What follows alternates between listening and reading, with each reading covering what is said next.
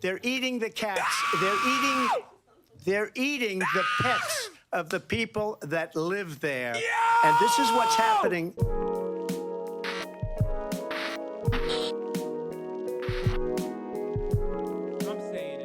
Oh, hell yeah. NBC's got Laura Trump on. About his state. We need transparency in our leaders, and you don't have to love everything about Donald Trump. Quite frankly, he himself said, you don't even have to like me. But when you are talking about someone who is going to have the policies that's going to make your life less expensive, that is going to secure our southern border, that's going to keep us safe, that is going to get us out of wars, not into wars, those are the policies that people need to hear about, and that's what I think people should be basing their vote on. And it's our job at the RNC and the campaign to relay Will that. we be postponing ad breaks until after the debate? Fuck no. Absolutely, it's fair game and should happen. What I'm talking about is stuff he puts on Truth Social where he calls her dumb or not that smart or not as good looking as him, or makes a sexual innuendo about how she attained her position in politics. That kind of thing. Well, Donald Trump is very good looking. He'll be the first to tell you that. But I really ultimately think that, you know, whenever Dog, people that's your father-in-law. Ew. Than they are their everyday life. I think that's a hard thing to try and sell to people whenever they go to the grocery store and they can't buy as much for their families. Whenever they go to fill up their gas with their gas tank and they can't fill it up as much. Ultimately, I think that elections come down to kitchen table issues. And again, you don't have to love everything about him. You might not even want to hang out with Donald Trump. But whenever you look at your life and the future for this country, you know between these two individuals, you cannot survive 4 more years of what this country has just been through. And that is exactly what a Kamala Harris administration would be. Donald Trump's policies worked. They made life better for people all across this country. They kept us safe. And he will do it again with 4 more years in the White House. All right. Laura Trump, thank you for being with us. Let's bring in our chief White House correspondent, Peter Alexander, who is covering Vice President Harris's campaign. They're such freaks, dude. They're such freaks, dude. How do you say that? Into NBC News, according to 3 people familiar with their conversations, Kamala Harris and the former Secretary of State Hillary Clinton, the 2016 Democratic nominee, we have learned, have spoken within the last several days, where Clinton provided Harris advice and guidance as the only other woman to do a debate like this, one-on-one with Donald Trump in the past. Among that advice, we're told specifically that Clinton told Harris that Trump may try to bait her during the course of the conversation, as we've witnessed in the past, and specifically said that if that happens, that she should turn it back on Donald Trump himself and try to provoke him directly. One thing to keep an eye on as we anticipate these two on stage a short time from now. We're told that Clinton and Harris have spoken several. Where are they that they are wearing like this much shit? Where is it that's like cold enough to wear that kind of gear right now? It's in the middle of a heat She had a wave. series of mock debate sessions, many of them happening here in the state in Pittsburgh. In the course of that time, they had a TV lighting. They had, so she could have the real experience, and a stage on which she would stand. That she has watched some debate clips of Donald Trump in the past to prepare herself for what she may anticipate tonight. We're also hearing now from her husband. Of course, he is the second gentleman of the United States. Could he be the first gentleman if he wins? Well, if she wins, well, we heard from him in the form of a tweet a short time ago where he said in part, and I'll pull it up to read to you, Kamala, I can't wait for everyone to see you in action tonight. You've got this, and I've got you. Earlier in a separate post, he said that she is ready. He could tell it by looking. Stop Doug posting. Post about Ella. This is not good for Kamala, okay? No more Doug posting. We're putting a shutdown on the Doug post. As a former prosecutor, he's too much of a goober. He's too much of a dork. She prosecuted some of those Supreme Court nominees in the past. We get it, bro. He's a wife guy. Okay. Familiar as people look back to her big wife guy. She'll be able to prosecute the case. Doug's a big wife guy. The biggest. To keep an eye on as we get started here on a historic evening in Philadelphia. All right, Peter, thank you. For more, let's bring in North Carolina Governor Roy Cooper, who is a surrogate for the Harris campaign. Governor, it's good to see you. So 60% of voters, nearly 60% in a recent poll, said they want to see change. Kamala Harris is the incumbent vice president. How do you make the argument that she's a change candidate when she's been in office for 3.5 years? Well, first, the record that she and Joe Biden have established as president and vice president are bringing change to this country with investment in high-speed internet, fighting prescription drug costs, expanding health insurance, investing in infrastructure. Those things are long generational investments that are changing America, and that's a good thing. But she's also laid out her own economic plan. She sees that people are facing higher costs. She understands child care, unlike Donald Trump, who clearly doesn't have a clue about child care. Neither does J.D. Vance, who thinks that grandparents and uncles and aunts should look after children. She wants to reinstate the child care tax credit. She wants to help small businesses instead of big corporations. So I think she can lead tonight. She can lead with her path for a new way forward and really bring a lot of people who have been disaffected, who really haven't voted the last few times. I think that she can excite them. History is going to be made this year, and North Carolina voted for Barack Obama in 2008. We're going to vote for Kamala Harris in 2024 and make history again. Governor, let me ask you, in a recent interview, Harris seemed to shrug off some of the personal attacks that Donald Trump has levied her way, calling it from the playbook of the past. Will she have to take on these things more directly in this debate setting tonight? Well, it'll be interesting to see that in the middle of all of his word salads and lies, which we know are coming, whether he hurls insults at her while she's there in person. We'll see if he does.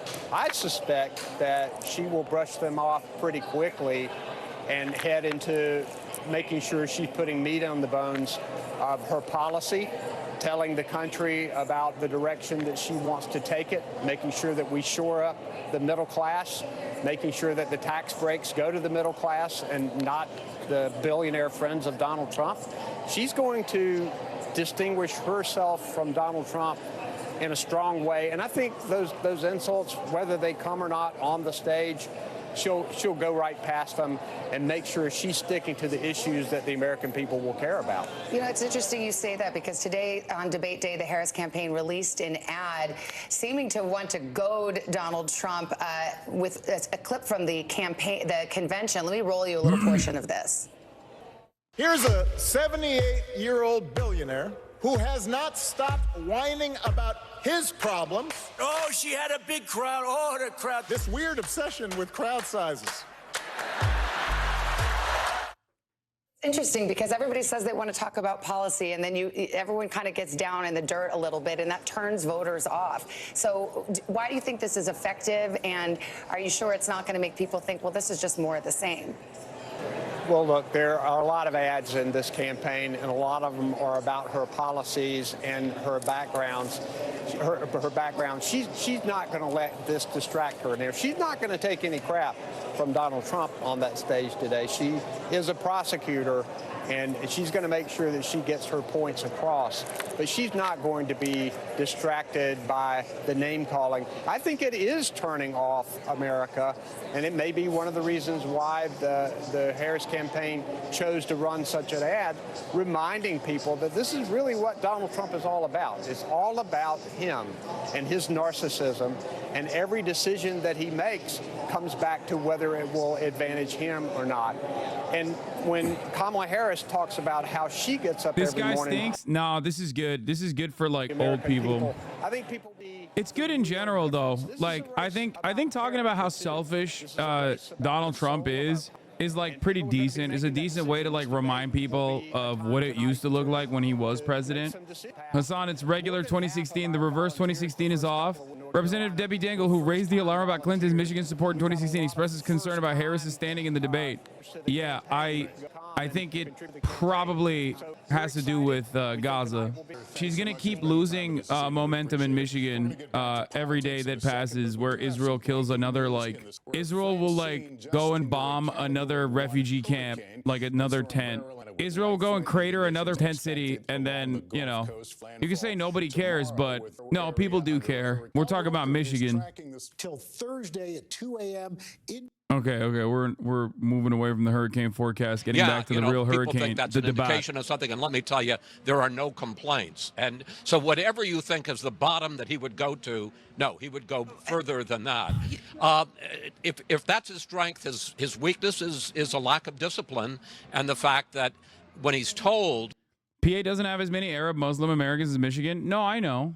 I'm aware of this. I think in Michigan it's entirely too consequential. In Pennsylvania, I said it will matter as well. about it, but I'm just looking at the polls, man. I'm looking at the polls, big dog. I'm looking at the polls that says that Kamala Harris stands to only gain and lose nothing if she were to separate herself from Biden on Gaza. Whether he'll do it or not. I also think the point you were making about Trump not talking like a politician was certainly true in 2016.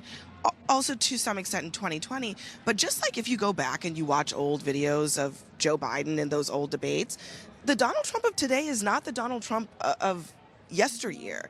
And he has slowed down himself in a lot of ways. He's not as quick on his feet. He doesn't talk like a politician, but it makes a lot less sense than even compared to 4 years ago. And that is part of the dynamic that will be much more pronounced on the stage tonight than it was with Biden because of how Biden really, really struggled. Trump is struggling. He's struggling with putting sentences together, with making points make sense. Fuck, And Michigan, he struggled 40%. at the debate that you all moderated. It just wasn't the #1 thing that people noticed because something else was happening on that debate stage. So something that Speaker Johnson has told. What does that mean? Chatter, you couldn't even like shit sling correctly. Try again. You got one more shot at it. Okay. Try Social again. media, a crude suggestion that she had exchanged sexual favors to get ahead in her career. There's zero evidence for that, and it's a disgusting, sleazy, slimy thing to say. I have to believe that his advisors are most worried of him going there. Absolutely. They're worried about what they can't even fathom, even beyond that, even that was a repost. And, you know, it's totally understandable that we are focusing on Donald Trump because he is a character unlike any that we have ever covered in our lifetime. But I do think that tonight the focus is going to be much more by the people who matter most, which the undecided voters, particularly in places like where we are right now in Pennsylvania, on her, because he's a known quantity and she isn't. And if you look at all the polls, particularly those from over the weekend, Jake, the question of who is she and what does she stand for, she has a lot of room to grow. Now, she has a lot of room to grow, and she also has room to fall. So there's risk and reward with the fact that she's a bit unknown. But I do think that the sort of reframing a little bit of how, certainly I'll tell you how I'm going to be looking at it, is instead of, you know, what is he going to do because he's such a wild card, I'm really interested to see how she presents herself in a way that those voters will get to understand. Well, and to Chris's point about Trump's strengths on the debate stage and looking at those poll numbers for Harris, one of the things that he did well in 2016 was he's able to find people's weaknesses, or maybe even if it's not their known weakness, he can turn it into one against them. That is what he's going to try to do with Harris and her policy reversals on that debate stage tonight. And also just the fact that he has been on a presidential debate stage obviously many more times than she has. That's what his team is counting on. But what Donald Trump is also about to do is be on a debate stage with a woman for the first time in 8 years. And Donald Trump does have a woman problem when it comes to voters. His campaign is acutely aware of this. They look at the numbers.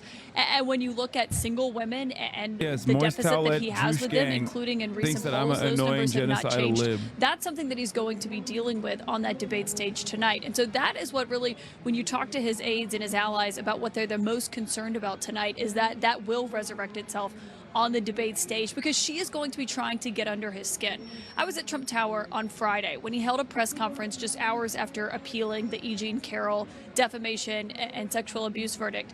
He essentially just ranted about it for over 60 Minutes, and you could see what a sensitive issue it is for him. Basically making clear to the Harris campaign, this is something that she could use, that she could invoke to get under his skin, and may very well do so tonight. His campaign isn't quite sure how he'll respond to that. Coming up, another take on what to expect tonight when California Governor Gavin Newsom joins us here in Philly. It's all leading up to Kamala Harris and Donald Trump and their historic showdown that you will see live on CNN in just minutes.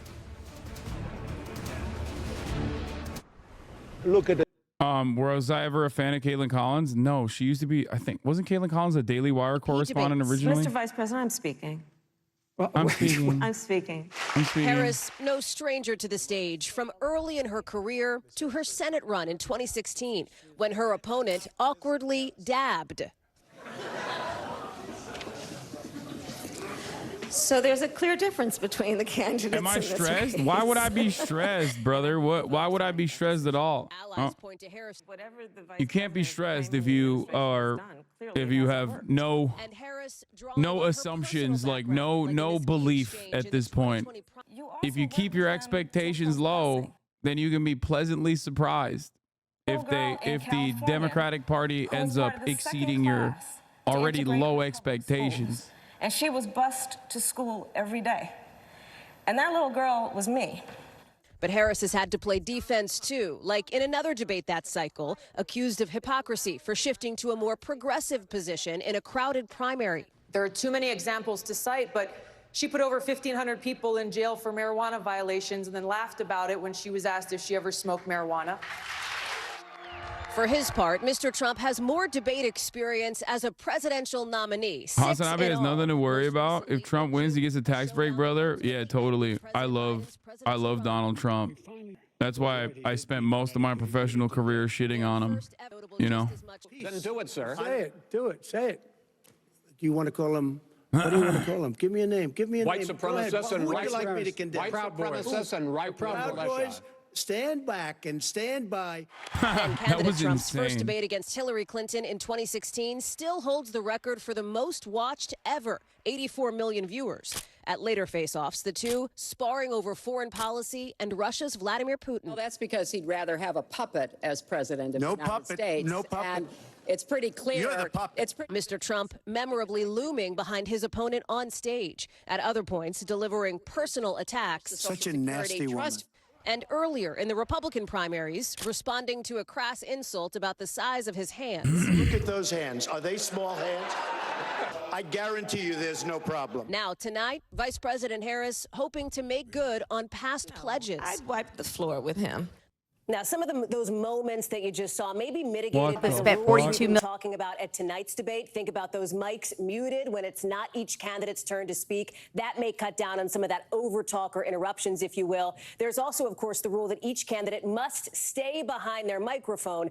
No stage wandering, a la 2016. Lester, Savannah? Yeah, there's not going to be a handshake. Hallie. For more on what we can expect There's from not both going to be a candidates handshake. tonight, let's bring in President Biden's What happens first former during White the House debate? Press Secretary Jen Psaki. Predict with and channel Donald points. Trump's Wait, what the former how are you White able House to predict Press with Secretary higher? Hogan. Good to have both of you here today. God damn, Jen, First let me start with Gamba you. I think is it's fair to out, say a ladies lot and of Democrats gentlemen. were rattled by those latest New York Times We got Siena poll 8 numbers. Is part of the vice president's predictions. mission and task tonight to reassure Democratic voters that all is well?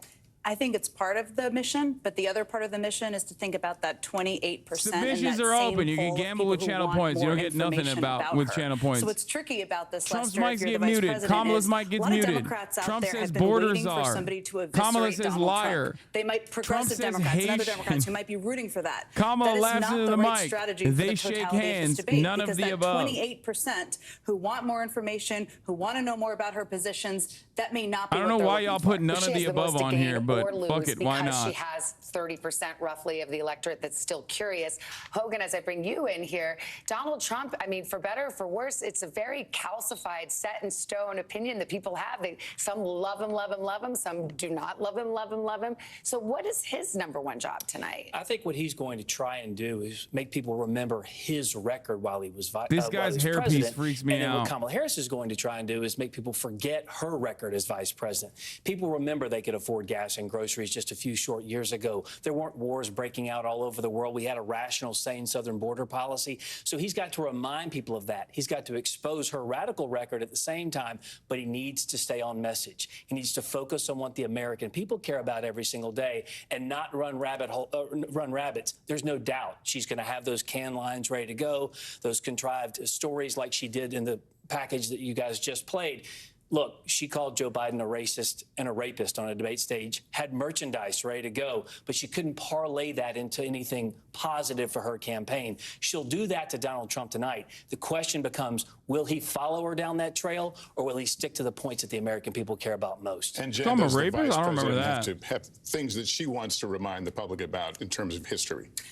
Yes, absolutely. I mean, one of the challenges for her is that every candidate wants to be the change candidate, right? You have a former president and a sitting vice president, so they're not the natural change candidates. She has to figure out on this debate stage how she can both embrace part of her record that people may like and also build on it and tell people that she's going to do something different. That is very tricky. Sounds like you're saying she has a higher bar. She does have a higher bar. I think there's higher expectations for her. I will say, I'm not sure that looking in the past, that's not what the public is really looking for. We know that from every election ever. People want a forward-looking plan and vision. So the other part of what she needs to do is tell people exactly what she's going to do. Do you think she's made it unnecessarily hard on herself in this particular moment? Because she hasn't done very much off the cuff, unscripted. She did one interview since being elevated to the top of the ticket. Now it's this night. Does that just ratchet up the stakes when they don't need to be ratcheted up any higher? I actually think the biggest challenge for her... I don't expect anything from Kamala Harris that's going to be like new or unique, but I do expect some unique boulders from Donald Trump. One that is like in line with what he has already presented himself as, obviously like presenting himself as a peaceful dove, kind of like the 2016 Hillary campaign, where he'll say he's going to end the wars. He's been saying that nonstop, and that Kamala Harris is going to only continue wars. But I think a real swap out would be if he were to present like a weed opinion.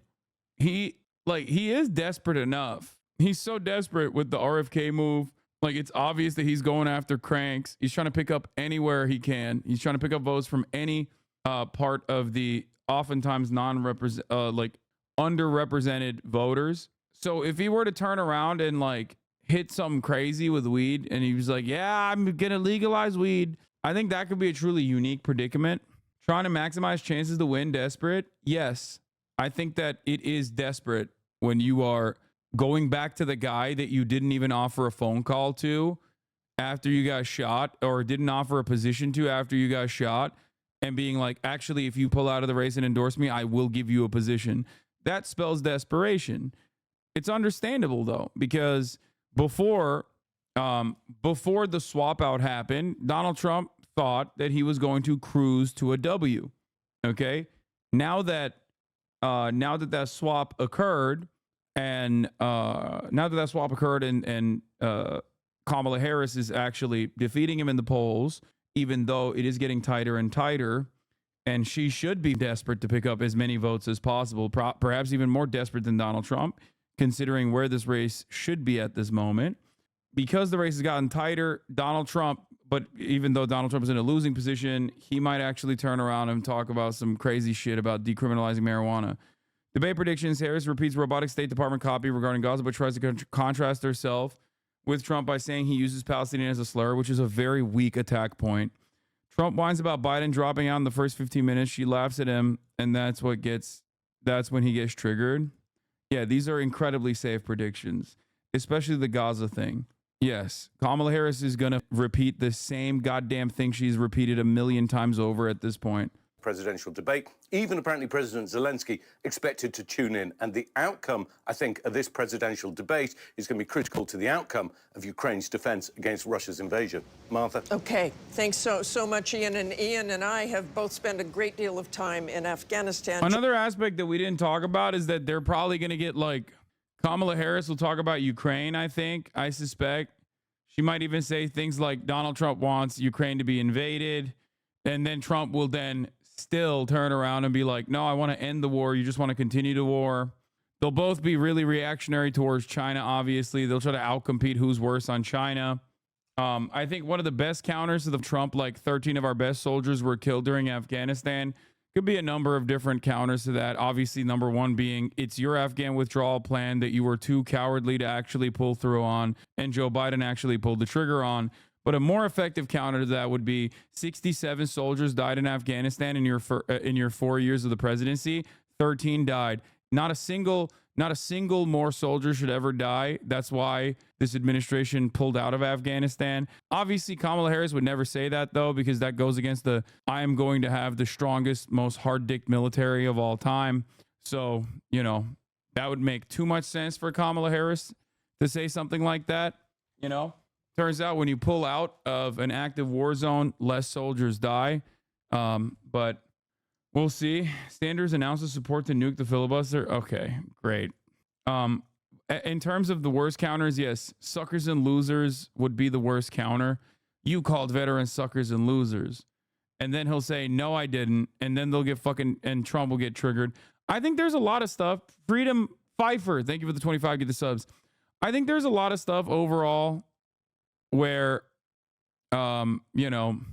ultimately, if you get Trump triggered, like, you have a really good opportunity of like watching him unwind, and we'll see. I mean, Kamala Harris is a black woman. Trump doesn't really do well against women or black people in general. So I feel like he might get like really pissed off, depending on how pissy he is, like what kind of a shitty mood he's in. If he's like really low energy, that's one thing, but he might actually start, bouldering Kamala and saying some insane shit. That will look really bad. Harris 1/10 of 1 point in the North Carolina average right now. Trump by a half a point in Georgia. These are very, very close. Although you take a look and you see one here that's a little different. That's Wisconsin. Harris on average just over 4 points ahead right now. This was, keep in mind, Wisconsin, the source of the single biggest polling miss in 2020. It had Joe Biden well ahead, nearly 10 points on average. He won the state by less than 1 point. The polling here was way off in 2016 as well. There was a pretty big miss in Michigan, too. States with large blue-collar white populations where Trump has run up very big numbers. The polls didn't sufficiently capture that in 16 and 20.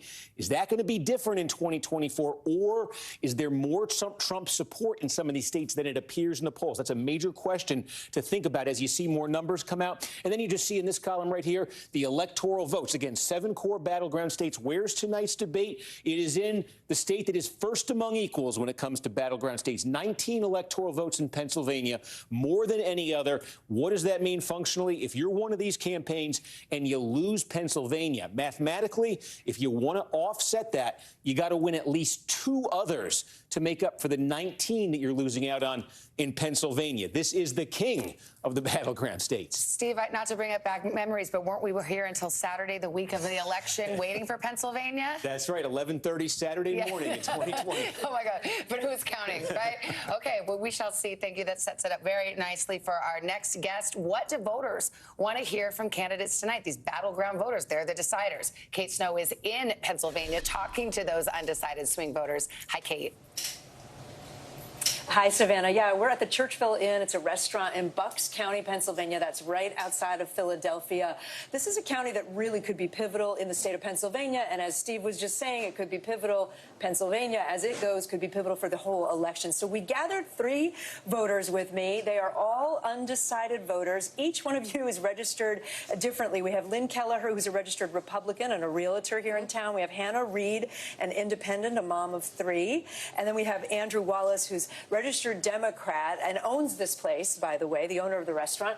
What's interesting, though, is you all cannot decide. And Lynn, you told us that you find Trump, I forget your word, reprehensible. You really don't like the guy. But you find Harris, you said that you don't understand what she stands for. She needs to explain. What are you looking for tonight? For me, the election is a decision between economics and morals. I like some of Trump's economic policies. Yeah. I find I abhor him, quite frankly. Because of his morals. Because of his morals or lack thereof. But she, I think, is talking a lot of fluff. She hasn't said anything substantive. I don't know that she has the experience or Bro, I'm the sorry. Small business owners should be jailed, dog. That's it. wherewithal. New policy, okay? Send them to the rural farmland to toil the land, okay? I'm going to note, all three of you voted for Trump in 2016 and then changed in 2020. Oh my And God! Let me go to you. You said you're very frustrated going into I this hate debate. these Why? people. The fate of this country will be decided by the collective dumbest people on the planet. It's no longer about the real issues in this country, like the economics or the inflation. You don't like the name calling. The name calling, I mean, the back and forth. It's about who can get one over on the other, to the point that we are not pushing policies through just because the person that put it through was from another party. And Andrew, let me ask you about your issues, because we were talking earlier. You like If you think these are the dumbest people you have been reading the liberals in the chat, these are the liberals in the chat. Their opinion is no different than the liberals in the chat. So what do you need to hear tonight? I feel left behind by the Democratic Party. The Democratic Party, Harris received 0 votes. I would have liked to have a say in the primary, and they didn't give me that. I feel that they think that they know what's best for me. Harris hasn't said anything. Harris's policies, a lot of them, have just been stolen from Trump. Taxes on tips, putting up the border wall. Dog, this is a Trump voter, bro. Come on. With her own ideas. So I'm waiting to see anything from her that is an original idea and not stolen from the other candidate. All right, guys, we're going to watch this debate together. And Bro, I love when independent thinkers just literally repeat whatever the last article headline they read. Like, independent thinkers, man. I love them. I love them so much. Counsel in the Obama administration, he prepped John Kerry by playing George W. Bush. And Judd Gregg is a former senator from New Hampshire who prepped George W. Bush by playing John Kerry. And Senator, let me begin with you. How fun. You know, the candidates, of We're course, sort of hitting want to you with a tongue tire in there. Yes, it's not easy. The Harris folks really want to put forth her and introduce her to people who don't know a lot about her right now. Is this a good time for any candidate to change who they are, who the viewers and voters perceive them to be? When asked which way they lean, 90% of undecided voters lean one way and will vote that way. It's a fake constituency. It's about voters versus non-voters. There's 5 states winning on this analysis. Yeah. The only real people that matter in this situation are the people that voted for Kamala Harris, that don't know if they'll voted for Joe Biden and Kamala Harris, that don't know if they'll vote for Kamala Harris this time around. That's it. Those are the only people that you need to bring forward. And the Harris campaign is not doing a good enough job bringing those people out. So it's kind of stupid to have this conversation back and forth. Like, it's very obvious that there is a bunch of different issues that she could tackle immediately, or at least certain policy positions that they have, certain policy positions that they've brought forward but not really hyped on, not really fucking really hit the button on, that they should be talking about. Oh, let's see what Josh Shapiro has to say. Harris's vision for the future is a stark contrast to the dangerous vision of the future that Donald Trump has, one of less freedom and more chaos under Donald Trump. We will see how it unfolds on the debate stage. Governor Shapiro, thank you so much. All right, so we've talked to surrogates from both campaigns. Coming up, we are going to talk to somebody who has both debated Donald Trump and helped him prepare for big debates, with tonight's showdown less than 14 minutes away. He turned his Obama voice off. Yeah, I know. That was weird. I guess he only puts it on when he's doing crowd work. What do you think of the democracy is at risk narrative? I mean, I think it was a solid narrative. They don't even talk about that as much, to be honest. Like, that was definitely a major point for a lot of voters early on. And I do suspect that it was a major point for a lot of voters early on because that's the only thing that the Democrats talked about. And how are you not having a panic attack right now? Wait, why would I have a panic attack right now? Dude, I've covered so many goddamn debates. What the fuck? Why would I be panicking? This is like one of the few instances where we have some decent content that we can actually sink our teeth into, you know what I mean? I'm losing it. I think liberals lose it because they don't pay a lot of attention to what is going on in the race, and then they come in for like the high notes like this, and then they are people think you're panicking. Why do people think I'm panicking? Bryce Hall is shitting his pants. If Kamala Harris becomes president, I'm definitely going to off myself. And to answer the second thing, I hope Donald.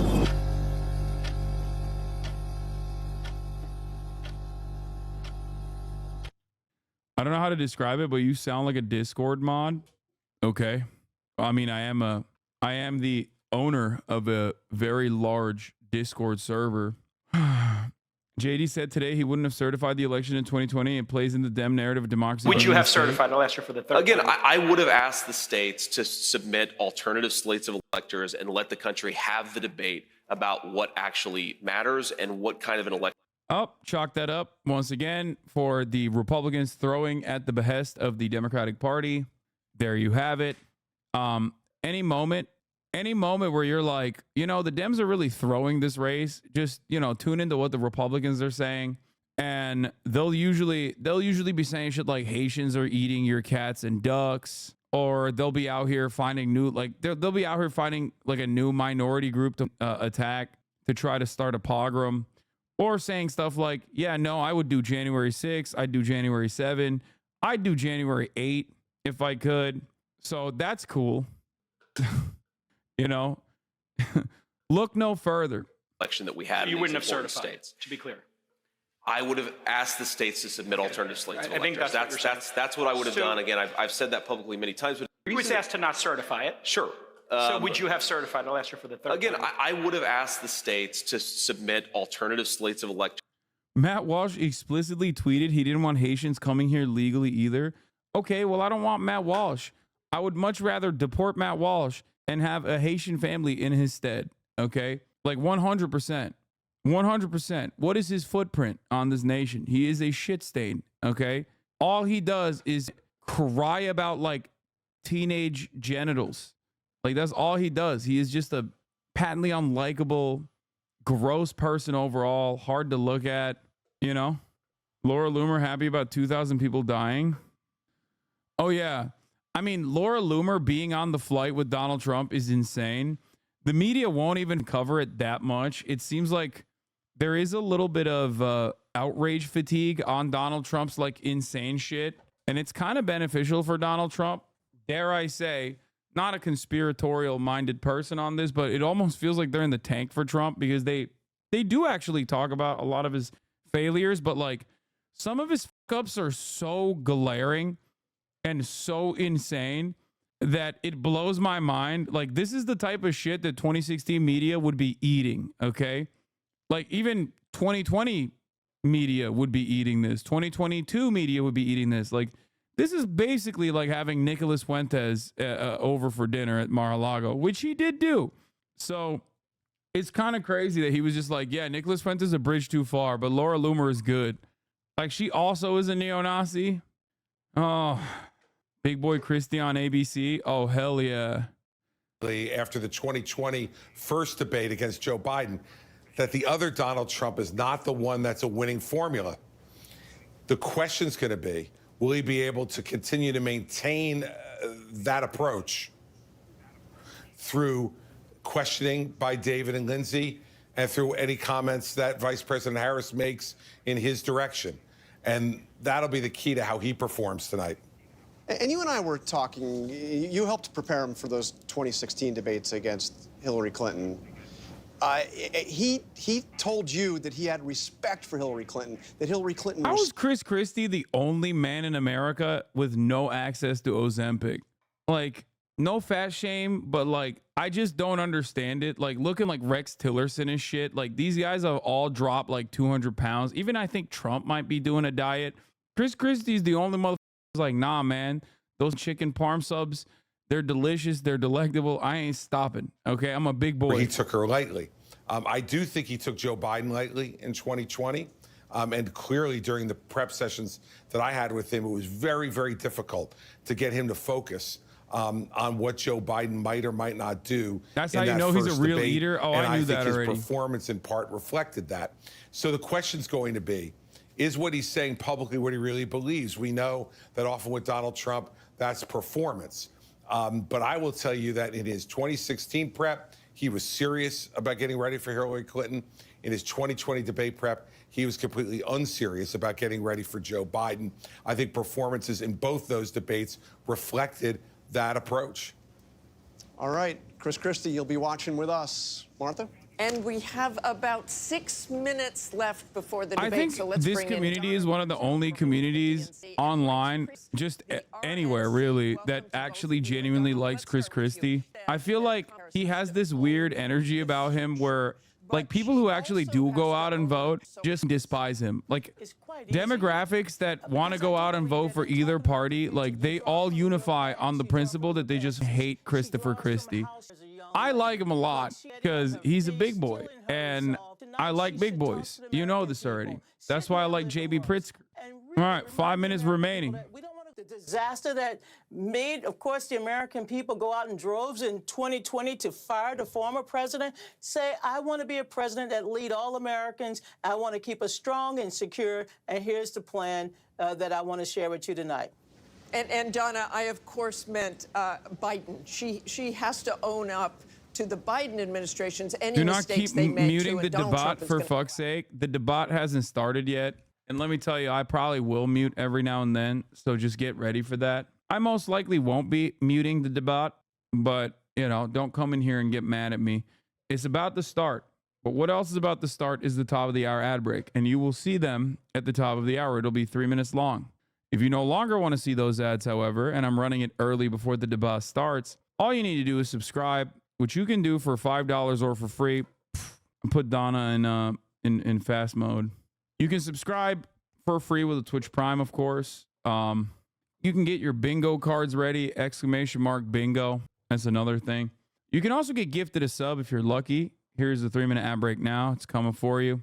But if you're not lucky, you got to make your own luck, you know? Here's a 3 minute ad break now. Holy shit, everyone is writing !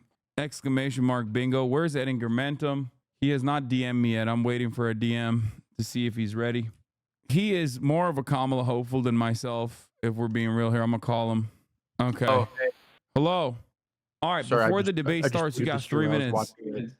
You got 3 minutes to make your case because you're the #1 Kamala dick rider, is what the streets are saying. Go. I'm not. I wrote like two. Fine, whatever. Well, yeah, I'm gonna bring up some esoteric shit for this. So, we have had like actual elections where voters actually vote, like really, like in real races for the past 2 years. In those elections, Democrats have outperformed by like what the estimated baseline 50-50 vote is by 6 points. So like that adds up to like a pretty good, like kind of basic, strong baseline for Democrats, similarly to what they saw in 2022. And last month we had the primary elections in Washington. Those elections have predicted, like often contrary to the polls themselves, what like the environment will be like. In 2018, they said it would be Democratic blowout when people thought it would be close, and it was. In 2020, they said it would be relatively close race when the polls said it would be a Biden blowout, and it was. And in 2022, they said it would also be close when like the polls said it would be a red wave, and that also was true. This isn't copium. This is actual, like, this is a poll with a sample size of 2 million people. And the current results in Washington that came in last month showed roughly like a D+4 result. So, like, if that's really good for Democrats, the problem, and something that you've keyed in on a lot, which is completely correct, is that like if Kamala can match this performance, she'll probably be fine. But the thing is that she's a totally new person. People don't really know what to make of her, and she's not necessarily matching that like kind of baseline trusted Democrat level consistently, which could be her undoing if she doesn't stop talking about bullshit all the time and actually talks about like shit that people care about. Yeah, I think that I mean, she's a charisma suck. She always has been. I've never been like she's got like auntie vibes or whatever type voter. But I always assumed that she could at least make up for it by like presenting good policies that address people's like genuine concerns. And I think they are like arrived at that in a weird moment. It's like one of those weird moments where they did the price gouging shit. Like, sure, New York Times and mainstream media immediately did the classic, like, one, how are you going to pay for it? Two, this is like, you know, Venezuela or whatever. But overall, it has consistently remained popular. And as a matter of fact, even despite the fact that Donald Trump keeps calling Kamala, you know, Comrade Harris, oh, the debate's starting, it's actually increased in President popularity. Kamala Harris and former President But let's Donald get Trump, started. their first face-to-face meeting in this presidential election, their first face-to-face meeting ever. A historic race for president upended just weeks ago. President Biden withdrawing after his last debate. Donald Trump now up against a new opponent. The candidates separated by the smallest of margins, essentially tied in the polls nationally and in the key battlegrounds, including right here in Pennsylvania, all still very much in play. The ABC News presidential debate starts right now. This is an ABC News special. The most consequential moment of this campaign. Kamala Harris. Together, we will They hyped this shit up so hard. way forward. Donald Trump. We will soon be a great nation again. Face to face. Historic. The ABC News presidential debate. Here now, David Muir and Lindsay Davis. Good evening, I'm David Muir, and thank you for joining us for tonight's ABC News presidential debate. We want to welcome viewers watching on ABC and around the world tonight. Vice President Kamala Harris and President Donald Trump are just moments away from taking the stage in this unprecedented race for president. And I'm Lindsay Davis. Tonight's meeting could be the most consequential event of their campaigns, with Election Day now less than 2 months away. For Vice President Kamala Harris, this is her first debate since President Biden withdrew from the race on July 21st. Of course, that decision followed his debate against President Donald Trump in June. Since then, this race has taken on an entirely new dynamic. And that brings us to the rules of tonight's debate. 90 minutes with 2 commercial breaks. No topics or questions have been shared with the campaigns. The candidates will have 2 minutes to answer questions, and this is the clock. That's what they'll be seeing. 2 minutes for rebuttals and 1 minute for follow-ups, clarifications, or responses. Captions Their are microphones will only be turned on when it's their turn to speak. No pre-written notes allowed. There is no audience here tonight in this hall at the National Constitution Center. This is an intimate setting for 2 candidates who have never met. President Trump won the coin toss. He chose to deliver the final closing statement of the evening. Vice President Harris selected the podium to the right. So let's now welcome the candidates to the stage. Vice President Kamala Harris and President Donald Trump.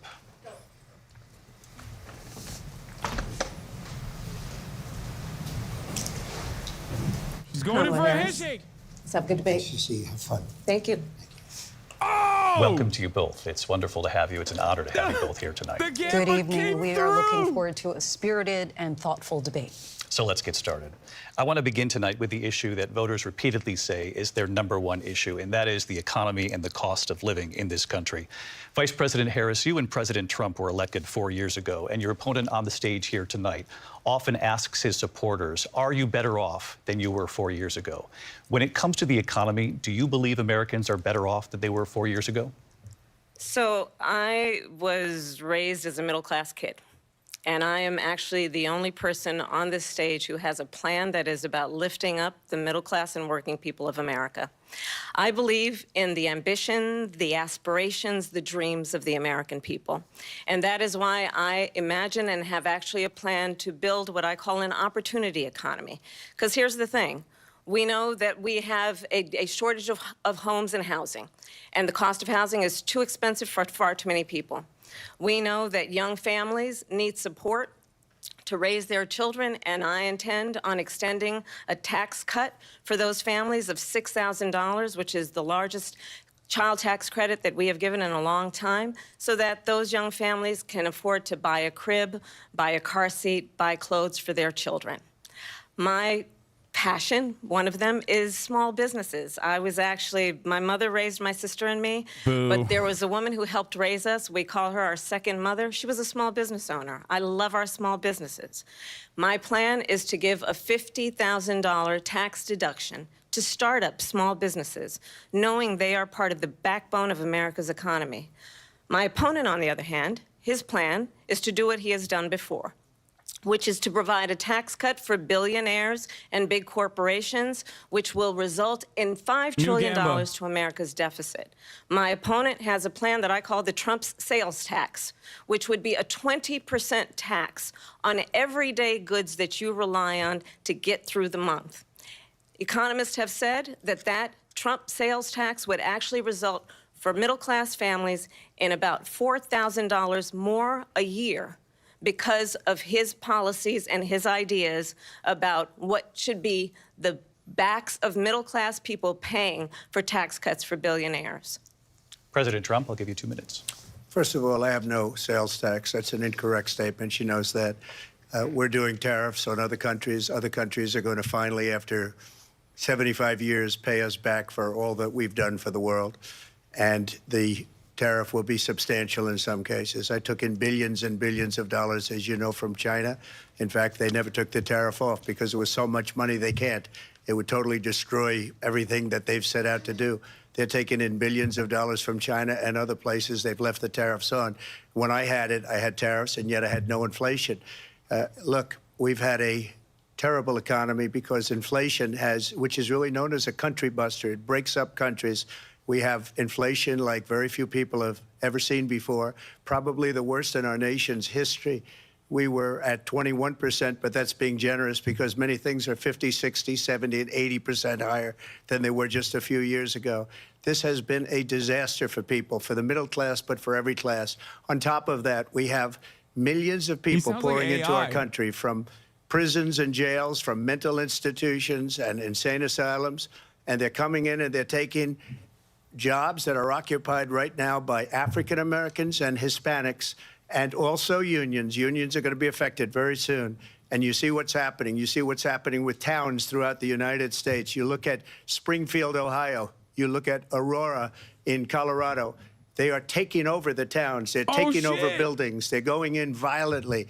These are the people that she and Biden led into our country, and they're destroying our country. They're dangerous. They're at the highest level of criminality, and we have to get them out. We have to get them out fast. I created one of the greatest economies in the history of our country. I'll do it again and even better. We are going to get to immigration and border security during this debate, but I would like to let Vice President Harris respond on the economy here. Well, I would love to. Let's talk about what Donald Trump left us. Donald Trump left us the worst unemployment since the Great Depression. Donald Trump left us the worst public health epidemic in a century. Donald Trump left us the worst attack on our democracy since the Civil War. And what we have done is clean up Donald Trump's mess. What we have done and what I intend to do is build on what we know are the aspirations and the hopes of the American people. But I'm going to tell you all in this debate tonight, you're going to hear from the same old tired playbook, a bunch of lies, grievances, and name-calling. What you're going to hear tonight is a detailed and dangerous plan called Project 2025 that the former president intends on implementing if he were elected again. I believe very strongly that the American people want a president who understands the importance of bringing us together, knowing we have so much more in common than what separates us. And I pledge to you to be a president for all Americans. President Trump will give you a minute here to respond. Number one, I have nothing to do, as you know, and as she knows better than anyone, I have nothing to do with Project 2025. That's out there. I haven't read it. I don't want to read it purposely. I'm not going to read it. This was a group of people that got together. They came up with some ideas, I guess some good, some bad, but it makes no difference. I have nothing to do. Everybody knows I'm an open book. Everybody knows what I'm going to do. Cut taxes very substantially and create a great economy like I did before. We had the greatest economy. We got hit with a pandemic. And the pandemic was not since 1917, where 100 million people died, has there been anything like it. We did a phenomenal job with the pandemic. We handed them over a country where the economy and where the stock market was higher than it was before the pandemic came in. Nobody's ever seen anything like it. We made ventilators for the entire world. We got gowns, we got masks, we did things that nobody thought possible. And people give me credit for rebuilding the military. They give me credit for a lot of things, but not enough credit for the great job we did with the pandemic. But the only jobs they got were bounce back jobs. These were jobs bounce back, and it bounced back and it went to their benefit. But I was the one that created them. They know it, and so does everybody else. Vice President Harris. No, that's so bad, dude. So you got a lot Donald of Trump jobs. has no plan for you. And when you look at his economic plan, it's all about tax breaks for the richest people. I am offering what I describe as an opportunity economy, and the best economists in our country, if not the world, have reviewed our relative plans for the future of America. God. Okay, Joe What Biden. Goldman Sachs has said is that Donald Trump's plan would make the economy worse. Mine would strengthen the economy. What the Wharton School has said is Donald Trump's plan You're a Democrat. would What the fuck's actually wrong with you? explode the deficit. 16 Nobel laureates have described his economic plan as something that would increase inflation and by the middle of next year would invite a recession. You just have to look at where we are and where we stand on the issues. And I'd invite you to know that Donald Trump actually has no plan for you because he is more interested in defending himself than he is in looking out for you. That's just a soundbite. They gave her that to say. Look, I went to the Wharton School of Finance, and many of those professors, the top professors, think my plan is a brilliant plan. It's a great plan. It's a plan that's going to bring up our worth, our value as a country. It's going to make people want to be able to go already and work, cutting in. Create jobs and create a lot of good, solid money for our country. And just to finish off, she doesn't have a plan. She copied Biden's plan, and it's like 4 sentences, like run, spot, run. 4 sentences that are just, oh, we'll try and lower taxes. She doesn't have a plan. Take a look at her plan. She doesn't have a plan. Mr. President, I do want to drill down on something you both brought up. The Vice President brought up your tariffs. You responded, and let's drill down on this, because your plan is what she calls is essentially a national sales tax. Your proposal calls for tariffs, as you pointed out here, on foreign imports they're across helping the board. Kamala. You recently said that you might double your plan, imposing tariffs up to 20% on goods coming into this country. As you know, many economists say that with tariffs at that level, costs are then passed on to the consumer. Vice President Harris has argued it'll mean higher prices on gas, food, clothing, medication, arguing it costs the typical family nearly $4,000 a year. Do you believe Americans can afford higher prices because of tariffs? They're not going to have higher prices. What's going to have and who's going to have higher prices is China and all of the countries that have been ripping us off for years. I was the only president ever. China was paying us hundreds of billions of dollars, and so were other countries. And, you know, if she doesn't like them, they should have gone out and they should have immediately cut the tariffs. But those tariffs are there. No, the moderators already said it's a under sales their tax. administration. It's great framing. We are going to take on in tariffs. billions of dollars, hundreds of billions of dollars.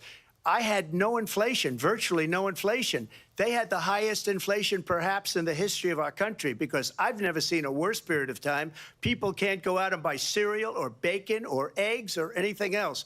The people of our country are absolutely dying with what they've done. They've destroyed the economy. And all you have to do is look at a poll. The polls say 80 and 85 and even 90% that the Trump economy was great, that their economy was terrible. Vice President Harris, I do want to ask for your response, and you heard what the president said there, because the Biden administration did keep a number of the Trump tariffs in place. So how do you respond?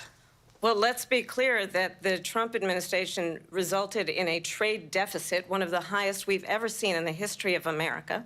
He invited trade wars. You want to talk about his deal with China? What he ended up doing is, under Donald Trump's presidency, he ended up selling American chips to China to help them improve and modernize their military, basically sold us out, when a policy about China should be in making sure the United States of America wins the competition for the 21st century, which means focusing on the details of what that requires, focusing on relationships with our allies, focusing on investing in American-based technology so that we win the race on AI, on quantum computing, focusing on what we need to do to support America's workforce so that we don't end up having, on the short end of the stick, in terms of workers' rights. But what Donald Trump did, let's talk about this, with COVID, is he actually thanked President Xi for what he did during COVID. Look at his tweet.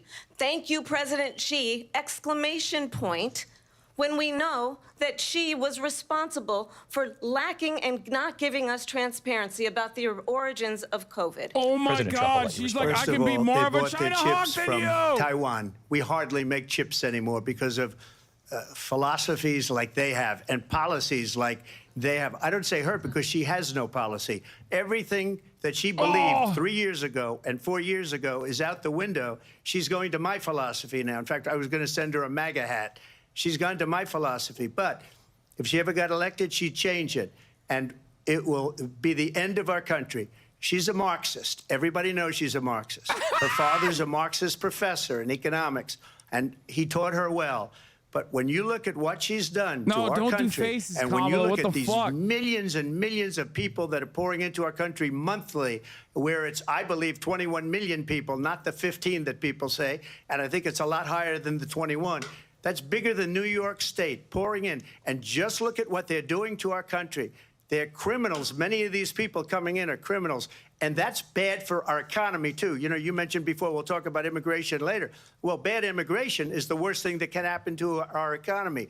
They have, and she has, destroyed our country with policy that's insane. Almost policy that you'd say they have to hate our country. President Trump, thank you. Lindsay? I want to turn to the issue of abortion. President Trump, you've often touted that you were able to kill Roe v. Wade. Last year, you said that you were proud to be the most pro-life president in American history.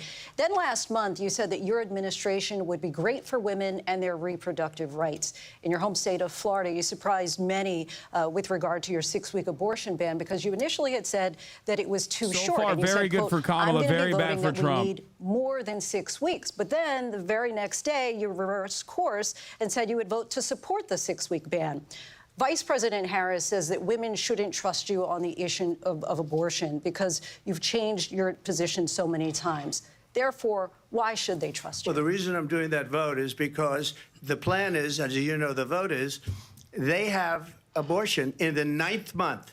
They even have, and you can look at the governor of West Virginia, the previous governor of West Virginia, not the current governor, who's doing an excellent job, but the governor before, he said the baby will be born and we will decide what to do with the baby. In other words, we'll execute the baby. And that's why I did that, because that predominates. Because they're radical. The Democrats are radical in that. And her vice presidential pick, which I think was a horrible pick, by the way, for our country. Because he is really out of it. But her vice presidential pick says abortion in the 9th month is absolutely fine. He also says execution after birth. It's execution, no longer abortion, because the baby is born, is okay. And that's not okay with me, hence the vote. But what I did is something for 52 years. They've been trying to get Roe v. Wade into the states. And through the genius and heart and strength of 6 Supreme Court justices, we were able to do that. Now, I believe in the exceptions for rape, incest, and life of the mother. I believe strongly in it. Ronald Reagan did also. 85% of Republicans do. Exceptions. Very important. But we were able to get it, and now states are voting on it. And for the first time, you're going to see, look, this is an issue that's torn our country apart for 52 years. Every legal scholar, every Democrat, every Republican, liberal, conservative, they all wanted this issue to be brought back to the states where the people could vote. And that's what happened. Now, Ohio, the vote was somewhat liberal. Kansas, the vote was somewhat liberal, much more liberal than people would have thought. But each individual state is voting. It's the vote of the people now. It's not tied up in the federal government. I did a great service in doing it. It took courage to do it. And the Supreme Court had great courage in doing it. And I give tremendous credit to those 6 justices. There is no state in this country where it is legal to kill a baby after it's born. Madam Vice President, I want to get your response to President Trump. Well, as I said, you're going to hear a bunch of lies, and that's not actually a surprising fact. Let's understand how we got here. Donald Trump hand-selected 3 members of the United States Supreme Court with the intention that they would undo the protections of Roe v. Wade. And they did exactly as he intended. And now in over 20 states, there are Trump abortion bans, which make it criminal for a doctor or nurse to provide health care. In one state, it provides prison for life. Trump abortion bans that make no exception even for rape and incest, which understand what that means. A survivor of a crime of violation to their body does not have the right to make a decision about what happens to their body next. That is immoral. And one does not have to abandon their faith or deeply held beliefs to agree. The government, and Donald Trump certainly, should not be telling a woman what to do with her body. I have talked with women around our country. You want to talk about this is what people wanted? Pregnant women who want to carry a pregnancy to term, suffering from a miscarriage, being denied care in an emergency room because the healthcare providers are afraid they might go to jail, and she's bleeding out in a car in the parking lot. She didn't want that. Her husband didn't want that. A 12 or 13-year-old survivor of incest being forced to carry a pregnancy to term. They don't want that. And I pledge to you, when Congress passes a bill to put back in place the protections of Roe v. Wade, as President of the United States, I will proudly sign it into law. But understand, if Donald Trump were to be reelected, he will sign a national abortion ban. Understand, in his Project 2025, there would be a national abortion, a monitor that would be monitoring your pregnancies, your miscarriages. I think the American people believe that certain freedoms, in particular the freedom to make decisions about one's own body, should not be made by the government. Thank you, Vice President Harris. Well, there she goes again. It's a lie. I'm not signing a ban, and there's no reason to sign a ban because we've gotten what everybody wanted. Democrats, Republicans, and everybody else, and every legal scholar wanted it to be brought back into the states, and the states are voting. And it may take a little time, but for 52 years, this issue has torn our country apart, and they wanted it back in the states. And I did something that nobody thought was possible. Definitely outperforming my expectations. The states are now voting. What she says is an absolute lie. And as far as the abortion ban, no, I'm not in favor of abortion ban, but it doesn't matter because this issue has now been taken over by the states. Would you veto a national abortion ban? I'm not in favor of an Well, I abortion won't ban. have to because, again, two things. Number one, she said she'll After go back taking to Congress. ownership She'll over never it. get the vote. It's impossible for her to get the vote, especially now with the 50-50 and essentially 50-50 in both Senate and the House. She's not going to get the vote. She can't get the vote. She won't even come close to it. So it's just talk. You know what it reminds me of when they said they're going to get student loans? This will have down ballot and consequences. It ended up being a total catastrophe. Trump is literally pointing to gridlock and deliberate obstructionism. Her boss, if you call him a boss, he spends all his time on the beach. But look, her boss went out and said, we'll do it again. We'll do it a different way. We need He to went out, fucking got vote for rejected Democrats again down ballot. by the Supreme Court. So all these students got taunted with this whole thing about this whole idea. And how unfair that would have been, part of the reason they lost, to the millions and millions of people that had to pay off their student loans. They didn't get it for free. But they were saying it's the same way that they talked about that they talk about abortion. But if I could just get a yes or no, because your running mate, J.D. Vance, has said that you would veto it if it did come to your desk. Well, I didn't discuss it with J.D. in all fairness. J.D., and I don't mind if he has a certain view, but I think he was speaking for me, but I really didn't. Look, we don't have to discuss it because she'd never be able to get it, just like she couldn't get student loans. They couldn't get student loans. They didn't even come close to getting student loans. They taunted young people and a lot of other people that had loans. They can never get this approved. So it doesn't matter what she says about going to Congress. Well, wonderful. Let's go to Congress. Do it. But the fact is that for years, they wanted to get it out of Congress and out of the federal government. And we did something that everybody said couldn't be done. And now you have a vote of the people on abortion. Vice President Harris, I want to give you your time to respond. But I do want to ask, would you support any restrictions on a woman's right to an abortion? I absolutely support reinstating the protections of Roe v. Wade. And as you rightly mentioned, nowhere in America is a woman carrying a pregnancy to term and asking for an abortion. That is not happening. It's insulting to the women of America. And understand what has been happening under Donald Trump's abortion bans. Couples who pray and dream of having a family are being denied IVF treatments. What is happening in our country? Working people, working women who are working 1 or 2 jobs, who can barely afford childcare as it is, have to travel to another state to get on a plane sitting next to strangers to go and get the health care she needs. Barely can afford to do it, and what you are putting her through is unconscionable. And the people of America have not, the majority of Americans believe in a woman's right to make decisions about her own body. And that is why in every state where this issue has been on the ballot, in red and blue states both, the people of America have voted for freedom. Vice President Harris, Excuse me, I thank have you. to respond. Another lie. Oh, yeah. It's Keep another lie. talking about abortion. I have been a leader on talking IVF, about abortion. which is fertilization. The IVF, I have been a leader.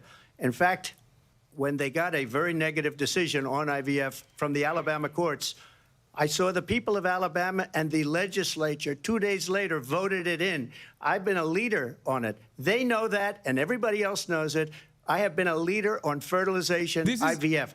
Guys, and the other thing, reminder. This is like if Kamala said, I'm a leader on the border. Will she okay? allow abortion Remember in the 8th that month, for when 9th immigration month, comes 7th up. month? No one believes you. Okay, would you do that? Why don't you ask her that question? Why don't you answer That's the problem. question? Would you because veto? under Roe v. Wade, Answer the question. Would you veto? you could do abortions in the 7th month, the 8th month, the 9th That's month, not true. and probably after birth. Just look at the Just governor, say there is former no governor fucking- of Virginia. There's no the state in governor America of Virginia where you said can we get a put the third baby trimester aside abortion and then we determine unless what it's a we medical want to do with it. necessity. President Trump, thank you. We're going to turn You now can to never get a immigration third and border trimester security. abortion We for know it's an fun. issue that's It has important to be to a medical Republicans, necessity. Democrats, voters across the board in this country. Vice President Harris, you were tasked by President Biden with getting to the root causes of migration from Central America.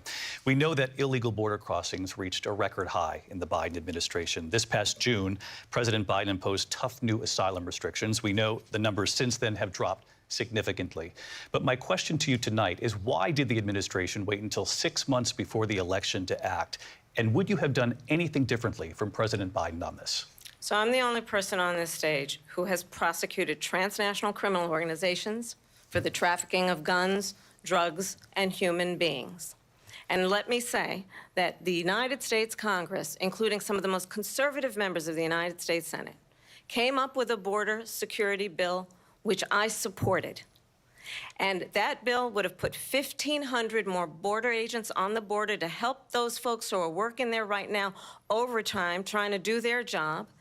It would have allowed us to stem the flow of fentanyl coming into the United States.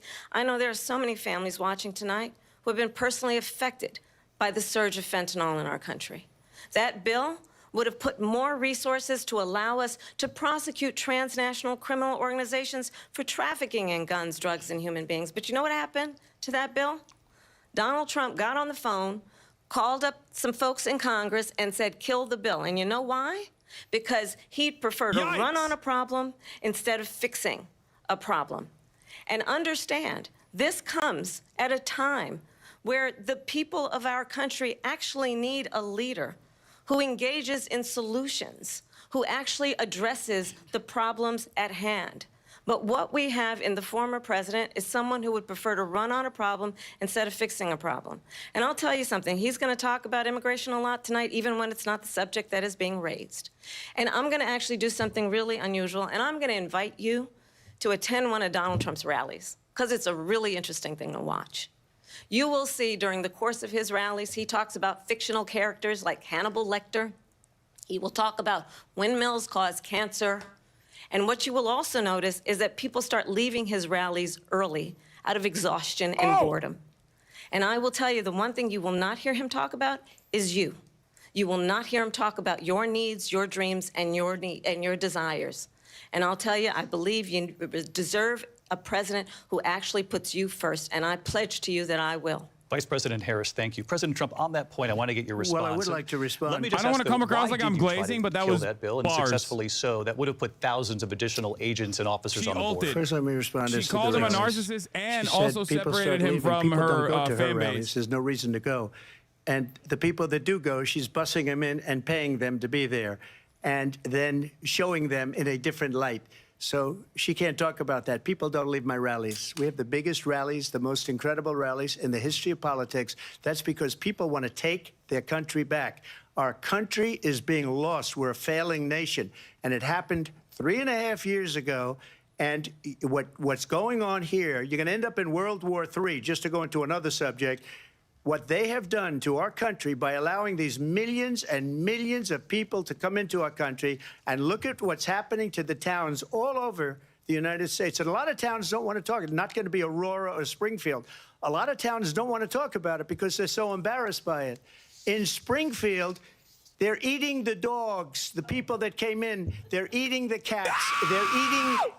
They're eating the pets of the people that live there. And this is what's happening in our country, and it's a shame. As far as rallies are concerned, as far as the reason they go is they like what I say. They want to bring our country back. They want to make America great again. It's a very simple phrase. Make America great again. She's destroying this country, and if she becomes president, this country doesn't have a chance of success. Not only success, we'll end up being Venezuela on steroids. I just want to clarify here. You bring up Springfield, Ohio, and ABC News did reach out to the city manager there. He told us there have been no credible reports of specific claims of pets being harmed, injured, or abused by individuals within the immigrant community. Well, I've seen people on television. Let me just say here, this is the people on television say my dog was taken and used for food. So maybe he said that, and maybe that's a good thing to say for a city manager. I'm not taking this from television. But the people are on television saying their dog was eaten by the people that went there. He's debating the motion! Again, Springfield city manager says there's no evidence of that. Vice President Harris, I'll let you respond to the rest of what you've heard. You talk about extreme. You know, this is, I think, one of the reasons why in this election, I actually have the endorsement of 200 Republicans who have formally worked with President Bush, Mitt Romney, and John McCain, including the endorsement of former Vice President Dick Cheney and Congress member Liz Cheney. And if you want to really know the inside track on who the former president is, if he didn't make it clear already, just ask people who have worked with him. His former chief of staff, a 4-star general, has said he has contempt for the Constitution of the United States. His former national security advisor has said he is dangerous and unfit. His former Secretary of Defense has said the nation, the Republic, would never survive another Trump term. And when we listen to this kind of rhetoric, when the issues that affect the American people are not being addressed, I think the choice is clear in this election. President Trump, I'll give you a quick minute to respond here. Thank you, because when I hear that, see, I'm a different kind of a person. I fired most of those people. Not so graciously. They did bad things or a bad job. I fired them. They never fired one person. They didn't fire anybody having to do with Afghanistan and the Taliban and the 13 people whose were just killed, viciously and violently killed. And I got to know the parents and the family. They didn't fire. They should have fired all those generals, all those top people, because that was one of the most incompetently handled situations anybody has ever seen. So when somebody does a bad job, I fire him. And you take a guy like Esper. He was no good. I fired him. So he writes a book. Another one writes a book. Because with me, they can write books. With nobody else can they. But they have done such a poor job, and they never fire anybody. Look at the economy. Look at the inflation. They didn't fire any of their economists. They have the same people. That's a good way not to have books written about you. But just to finish, I got more votes than any Republican in history by far. In fact, I got more votes than any president, sitting president, in history by far. Let me continue on immigration. It was what you wanted to talk about earlier, so let's get back to your deportation don't help him, David proposal Muir. That the vice president has reacted to as well. You fucking ass. President Trump, you call this the largest domestic deportation operation in the history of our country. You say you would use the National Guard. You say if things get out of control, you'd have no problem using the U.S. military. Police, yes. You also said you would use local police. How would you deport 11 million undocumented immigrants? I know you, you believe that number is much higher. The Hasanabi Take us through this. What does this look like? Will authorities be going door to door in this country? Yeah, it is much higher because of them. They allowed criminals, many millions of criminals. They allowed terrorists. They allowed common street criminals. They allowed people to come in, drug dealers to come into our country. And they're now in the United States and told by their countries like Venezuela, don't ever come back or we're going to kill you. He's not answering it. You know, the crime in Venezuela and crime in countries all over the world is way down. You know why? Because they've taken their criminals off the street and they've given them to her to put into our country. And This will be one of the greatest mistakes in history for them to allow, and I think they probably did it because they think they're going to get votes, but it's not worth it because they're destroying the fabric of our country by what they've done. There's never been anything done like this at all. They've destroyed the fabric of our country. Millions of people let in. And all over the world, crime is down. All over the world except here. Crime here is up and through the roof. Crime is down. Despite They're their gonna fact check fraudulent that, statements for sure. that they made, crime in this country is through the roof. And we have a new form of crime. It's called migrant crime. And it's happening at levels that nobody thought possible. President Trump, as you know, the FBI says overall violent crime is actually coming down in this country. But Vice Excuse me, President the Harris, FBI they were defrauding statements. They didn't include the worst cities. They didn't include the cities with the worst crime. It was a fraud, just like their number of 818,000 jobs that they said they created turned out to be a fraud. President Trump, thank you. I'll let you respond, Vice President Harris. Well, I think this is so rich coming from someone who has been prosecuted for national security crimes, economic crimes, election interference, has been found liable for hit him on sexual immigration. assault, Stop hitting and his him. next big court Hit him on appearance is in November policy. at his Stop. own You did criminal enough direct sentencing. attacks. Hit him on policies. And Hit let's them on be the crime clear, shit. where each person stands on the issue of what is important about respect for the rule of law and respect for law enforcement. The former vice president called for defunding federal law enforcement, 45,000 agents, get this, on the day after he was arraigned on 34 felony counts. So let's talk about what is important in this race. It is important that we move forward, that we turn the page on this same old tired rhetoric and address the needs of the American people, address what we need to do about the housing shortage, which I have a plan for, address what we must do to support our small businesses, address bringing down the price of groceries. But frankly, the American people are exhausted with this same old tired playbook. Vice President Harris, thank you. Excuse me. Every one of those cases was started by them against their political opponent. And I'm winning most of them, and I will win the rest on appeal. And you saw that with the decision that came down just recently from the Supreme Court. I'm winning most of them. But those are cases, it's called weaponization. Never happened in this country. They weaponized the Justice Department. Every one of those cases was involved with the DOJ, from Atlanta and Fani Willis to the Attorney General of New York. Oh my and God, the this DA is in so New York. good. Loser Every shit. one of those cases. And then they say, oh, he's a criminal. They're the ones that made them go after me. By the way, Joe Biden was found essentially guilty on the documents case. And what happened in my documents case? They said, oh, that's the toughest of them all. A complete and total victory. 2 months ago, it was thrown out.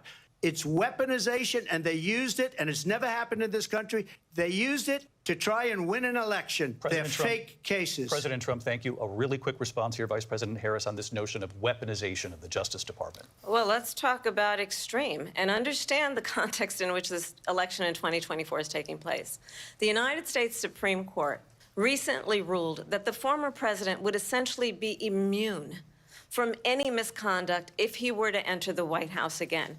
Understand, this is someone who has openly said he would terminate, I'm quoting, terminate the Constitution of the United States, that he would weaponize the Department of Justice against his political enemies. Someone who has openly expressed disdain for members of our military. Understand what it would mean if Donald Trump were back in the White House with no guardrails, because certainly we know now the court won't stop him. We know J.D. Vance is not going to stop him. It's up to the American people Vice President to stop Harris, him. thank you. Lindsay? Vice President Harris, in your last run for president. This is the one that weaponized, not me. She weaponized. I probably took a bullet to the head because of the things that they say about me. They talk about democracy. I'm a threat to democracy. They're the threat to democracy with a fake Russia investigation We do have a lot that went nowhere. We have a lot to get to. Lindsay? Vice President Harris, in your last run for president, you said you wanted to ban fracking. Now you don't. You wanted mandatory government buyback programs for assault weapons. Now your campaign says you don't. You supported decriminalizing border crossings. Now you're taking a harder line. I know you say that your values have not changed. So then why have so many of your policy positions changed? So My values have not changed, and I'm going to discuss at least every point that you've made. But in particular, let's talk about fracking because we're here in Pennsylvania. I made that very clear in 2020. I will not ban fracking. I have not banned fracking as Vice President of the United States. And in fact, I was the tie-breaking vote on the Inflation Reduction Act, which opened new leases for fracking. My position is that we have got to invest in diverse sources of energy so we reduce our reliance on foreign oil. We have had the largest increase in domestic oil production in history. Drill, baby, drill. Because of an approach that recognizes that we cannot over-rely on foreign oil. Has she made a single As point it that relates isn't to my preaching to the values, mythical let me tell you, conservative I grew undecided up voter? a middle-class kid raised by a hardworking abortion. mother who worked and saved and was able to buy our first home when I was a teenager. The values I bring to the importance of home ownership, knowing not everybody got handed $400 million on a silver platter and then filed bankruptcy 6 times, is a value that I bring to my work to say we are going to work with the private sector and home builders to increase 3 million homes, increase by 3 million homes by the end of my first term. My work that is related to having a friend when I was in high school who was sexually assaulted by her stepfather. And my focus then on protecting women and children from violent crime is based on a value that is deeply grounded in the importance of standing up for those who are most vulnerable. My work that is about protecting Social Security and Medicare is based on long-standing work that I have done, protecting seniors from scams. My values have not changed. And what is important is that there is a president who actually brings values and a perspective that is about lifting people up and not beating people down and name-calling. The true measure of the leader is the leader who actually understands the strength is not in beating people down, it's in lifting people up. I intend to be that president. President Trump, your response? First of all, I wasn't given $400 million. I wish I was. My father was a Brooklyn builder, Brooklyn, Queens, and a great father, and I learned a lot from him. But I was given a fraction of that, a tiny fraction, and I built it into many, many billions of dollars, many, many billions. And when people see it, they are even surprised. So we don't have to talk about that. Fracking, she's been against it for 12 years.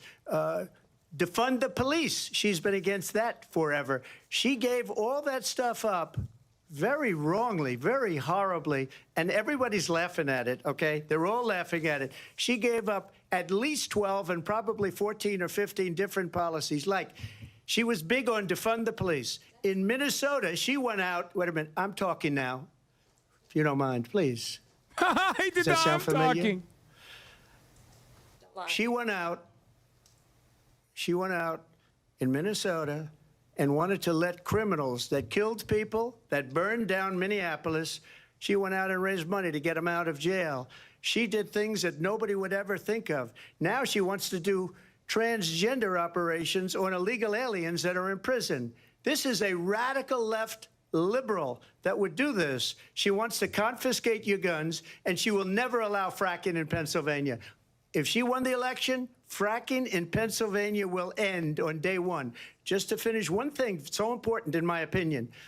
So I got the oil business going like nobody has ever done before. When they took over, they got rid of it, started getting rid of it, and the prices were going up the roof. They immediately let these guys go to where they were.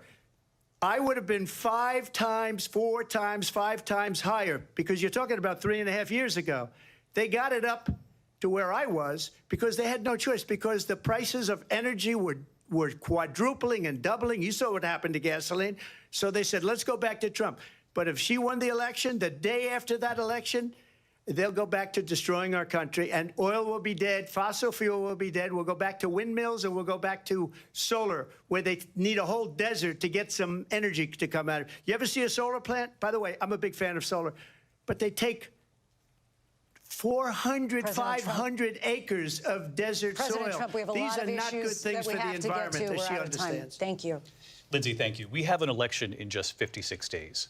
And He's I want to talk Bidening. about the peaceful transfer of power, which, of course, we all know is a cornerstone of our democracy, and the role of a president in a moment of crisis. Mr. President, on January 6th, you told your supporters to march to the Capitol. You said you would be right there with them. The country and the world saw what played out at the Capitol that day, the officers coming under attack.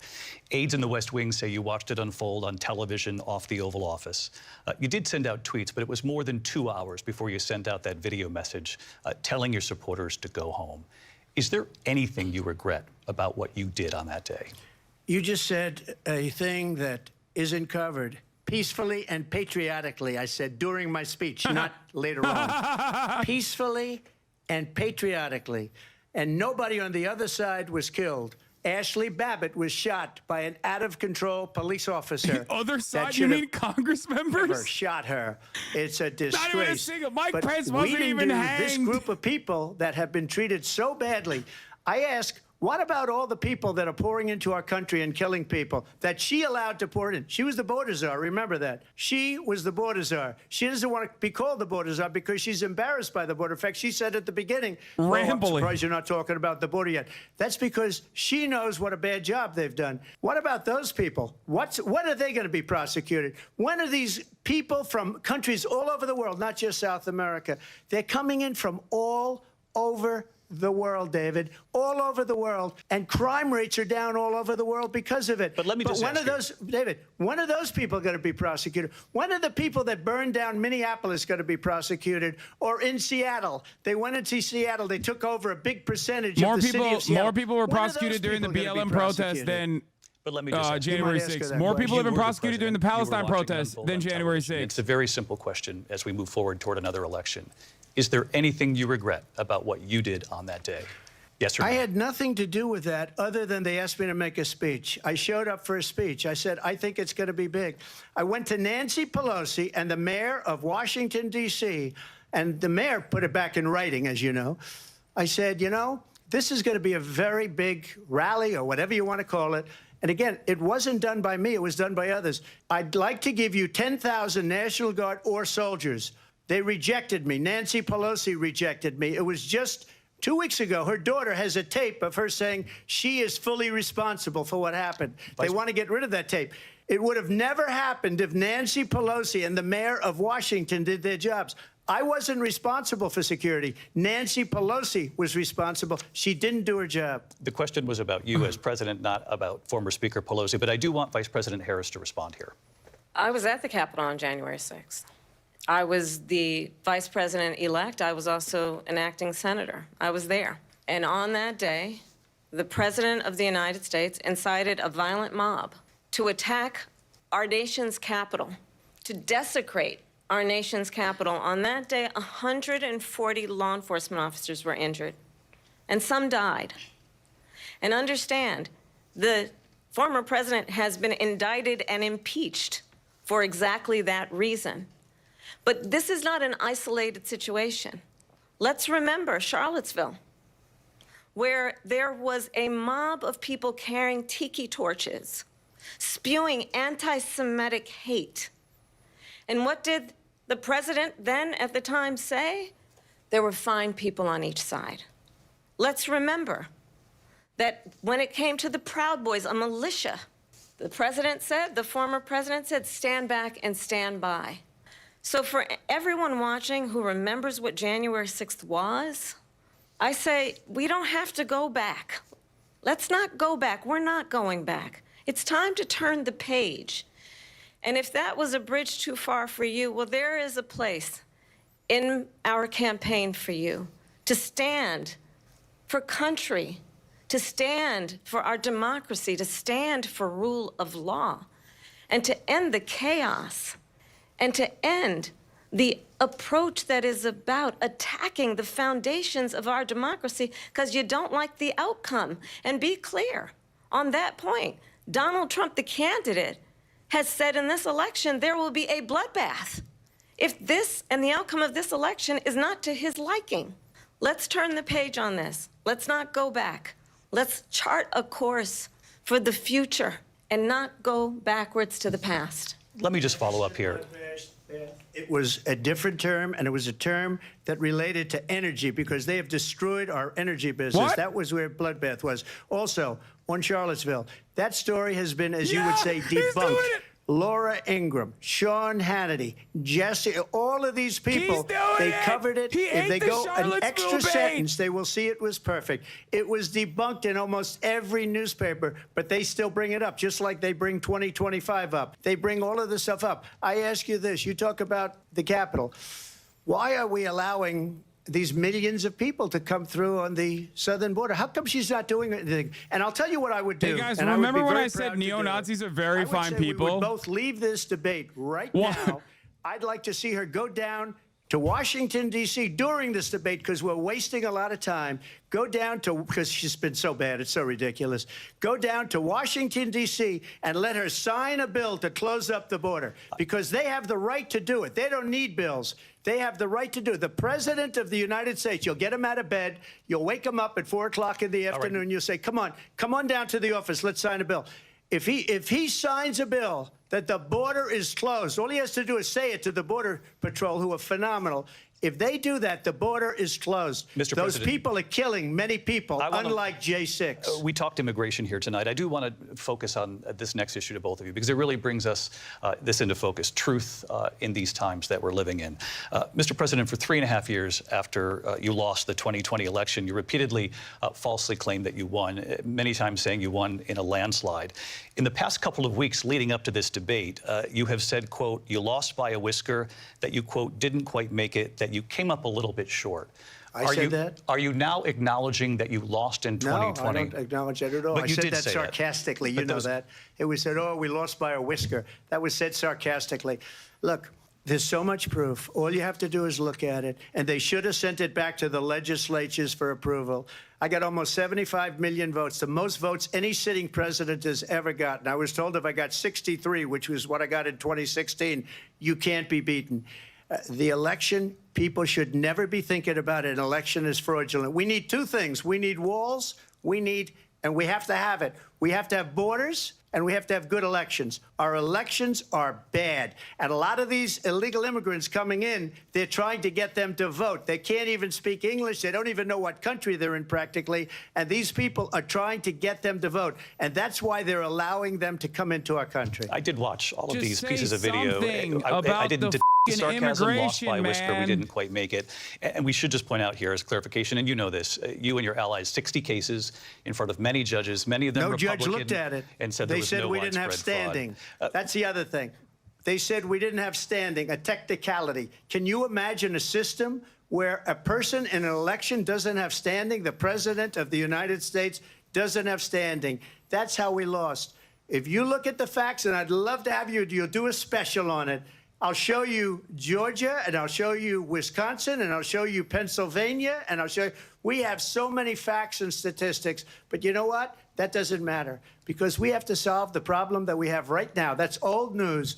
And the problem that we have right now is we have a nation in decline, and they have put it into decline. We have a nation that is dying, David. Mr. President, thank you. Vice President Harris, you heard the president there tonight. He said he didn't say that he lost by a whisker. So he still believes he did not lose the election that was won by President Biden and yourself. But I do want to ask you about something that's come up in the last couple of days. This was a post from President Trump about this upcoming election just weeks away. He said, when I win, those people who cheated, and then he lists donors, voters, election officials, he says will be prosecuted to the fullest extent of the law, which will include long-term prison sentences. One of your campaign's top lawyers responded saying, we won't let Donald Trump intimidate us. We won't let him suppress the vote. Is that what you believe he's trying to do here? Donald Trump was fired by 81 million people. So let's be clear about that. And clearly he is having a very difficult time processing that. But we cannot afford to have a president of the United States who attempts, as he did in the past, to upend the will of the voters in a free and fair election. And I'm going to tell you that I have traveled the world as Vice President of the United States, and world leaders are laughing at Donald Trump. I have talked with military leaders, some of whom worked with you, and they say you're a disgrace.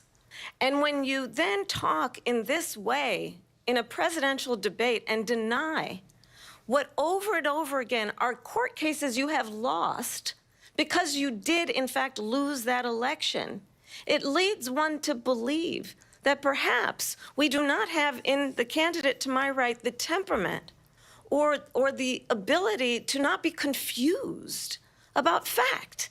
That's deeply troubling, and the American people deserve better. I'll give you 1 minute to respond, Mr. President. Let me just say about world leaders. Viktor Orban, one of the most respected men. They call him a strong man. He's a tough person. Americans love Viktor Smart. Orban. Prime Minister of Hungary. They said, way. why is the whole world blowing up? 3 years ago, it wasn't. Why is it blowing up? He said, because you need Trump back as president. They were afraid of him. China was afraid, and I don't like to use the word afraid, but I'm just quoting him. China was afraid of him. North Korea was afraid of him.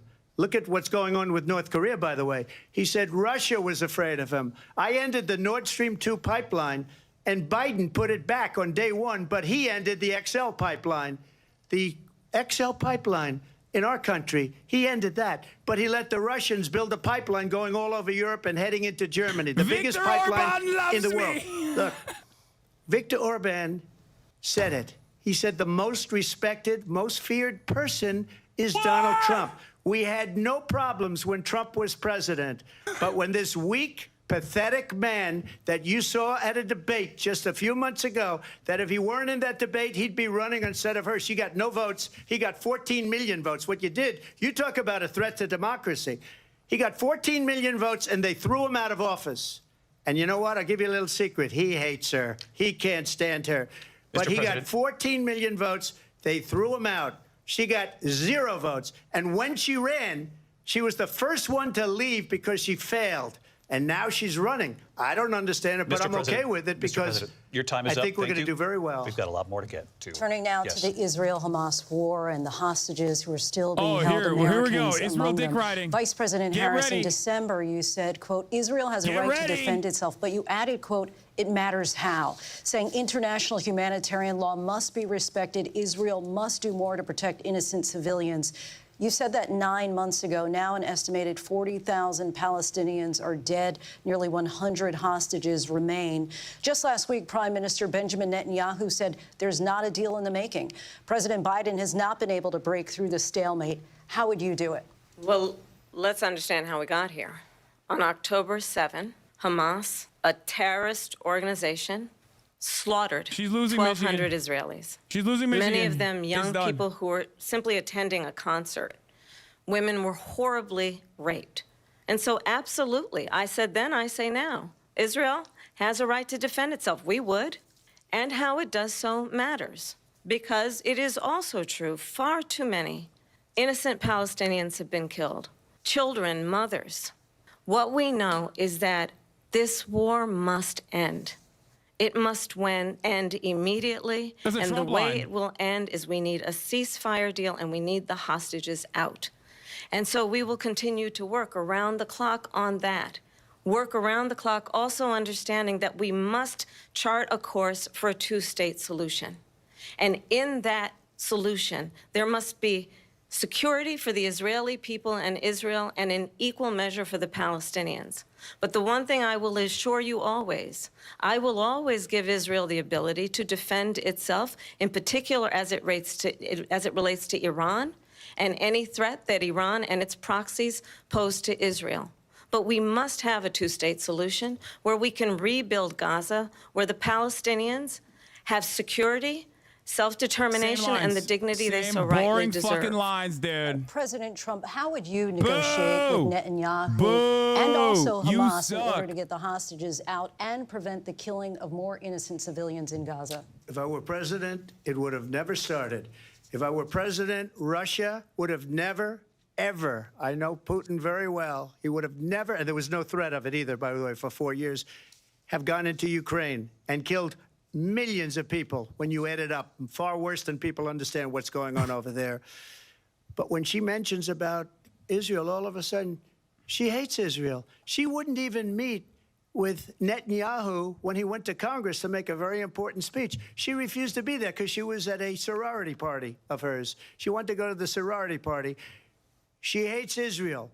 If she's president, I believe that Israel will not exist within 2 years from now. And I've been pretty good at predictions, and I hope I'm wrong about that one. Yes! She hates Israel. At the same time, in her own way, She hates the Arab That's it. I'm population. voting for Kamala because Harris. the whole place is going to get blown up. Arabs, Jewish people, Israel will be gone.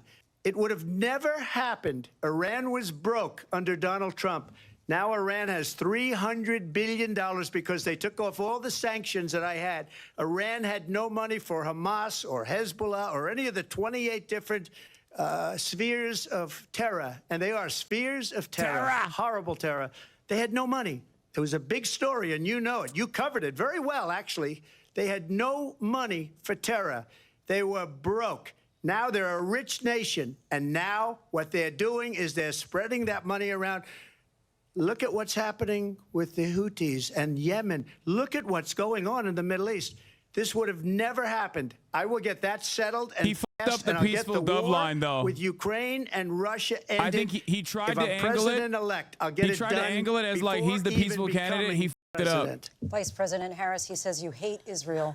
That's absolutely not true. I have my entire career and life supported Israel and Shut the up, Israeli Kamala, people. you He knows idiot. that he's Shut trying up. to Read again the room. divide and Read the just room, from the dumbass. reality, which is it is very well known that Donald Trump is weak and wrong on national security and foreign policy. It is well known God, she's that so he bad. admires dictators, wants to be a dictator on day one, according to himself.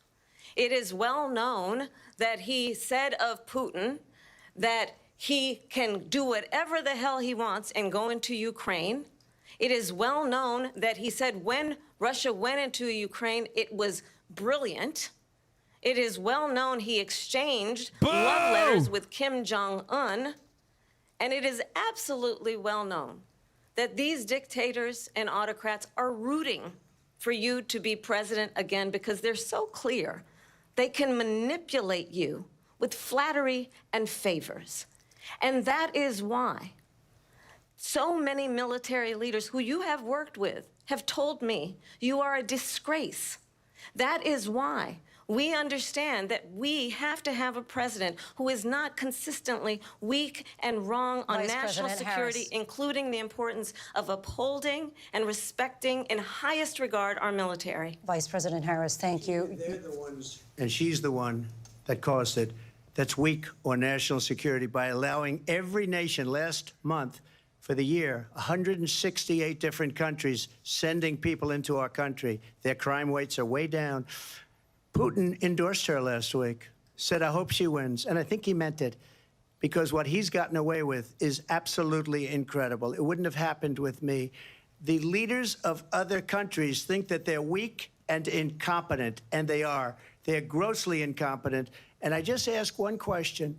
Why does Biden go in and kill the Keystone Pipeline and approve the single biggest deal that Russia's ever made, Nord Stream 2, the biggest pipeline anywhere in the world going to Germany and all over Europe?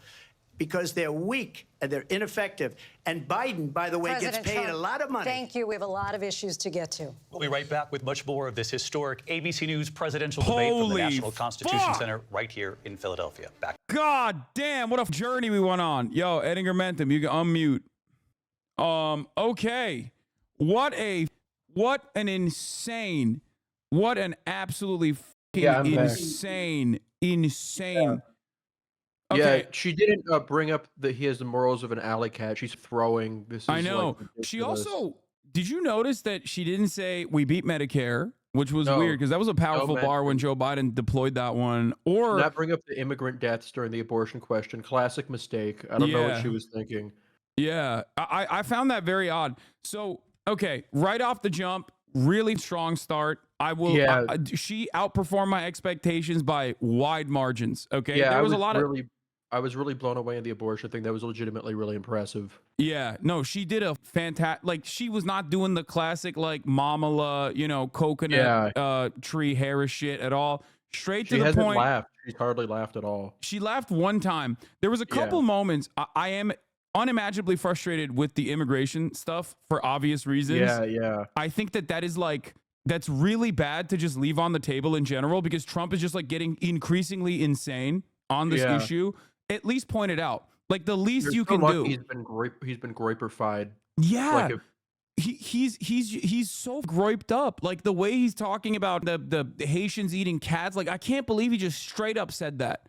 Did you see the Eric Erickson thing where he was freaking out? Like, congratulations on getting the shit on national TV, you morons.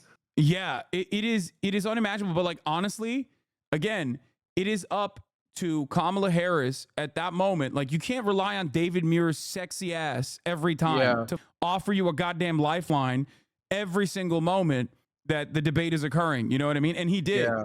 His sexy ass was out there being hot and also doing a lot more fact checking than I thought it was going to happen. Yeah, I've actually really liked them. I've been like pleasantly surprised. Bringing up the number of Palestinians who have been killed. Like I didn't expect that. I thought it was cool. Yeah, it was shocking. Jake Tapper would never. Okay, Jake Tapper would be like what, 10 Palestinians that maybe died and they deserved it. That's what he would say. Yeah, they killed themselves actually.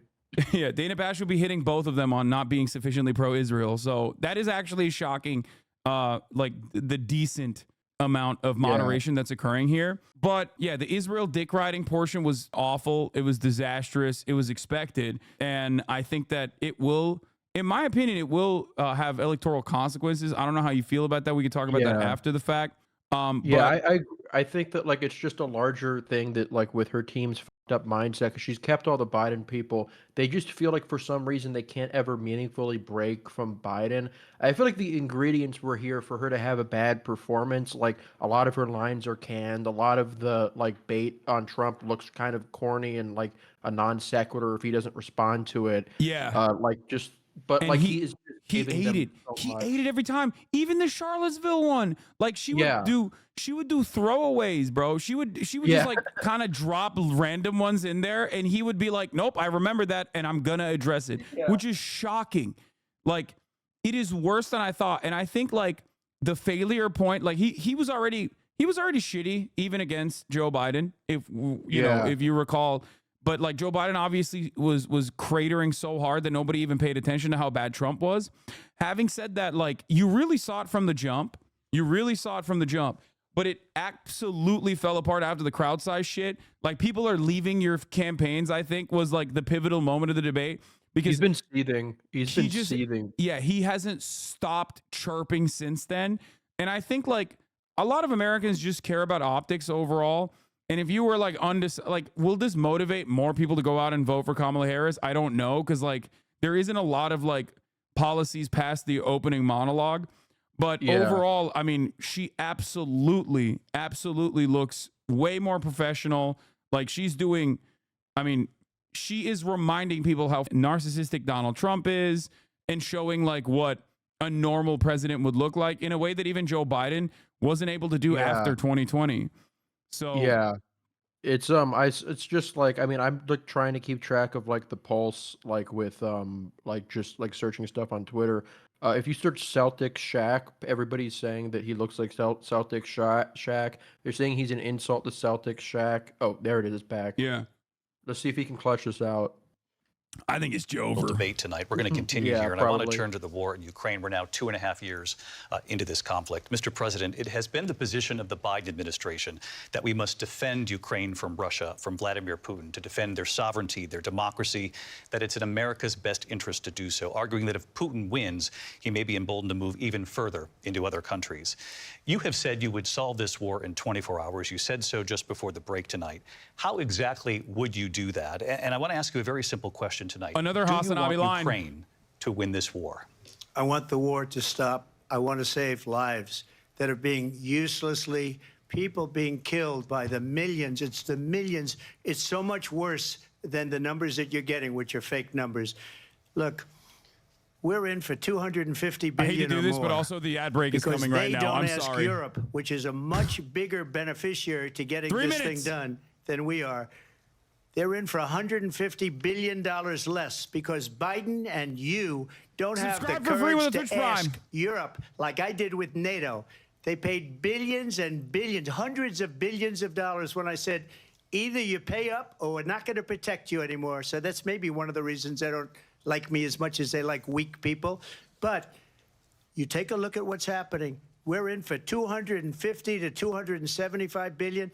They're into 100 to 150. They should be forced to equalize. With that being said, I want to get the war settled. I know Zelensky very well, and I know Putin very well. I have a good relationship, and they respect your president, okay? They respect me. They don't respect Biden. How would you respect him? Why? For Well, what reason? it's Kamala. He hasn't even made a phone call in 2 years. It's to not Putin. Biden, Hasn't it's spoken Kamala. to anybody. They don't even try and get it. That is a war that's dying to be settled. I will get it settled before I even become president. If I win, when I'm president-elect, and what I'll do is I'll speak to one, I'll speak to the other, I'll get them together. That war would have never happened. And in fact, when I saw Putin after I left, unfortunately left because our country has gone to hell.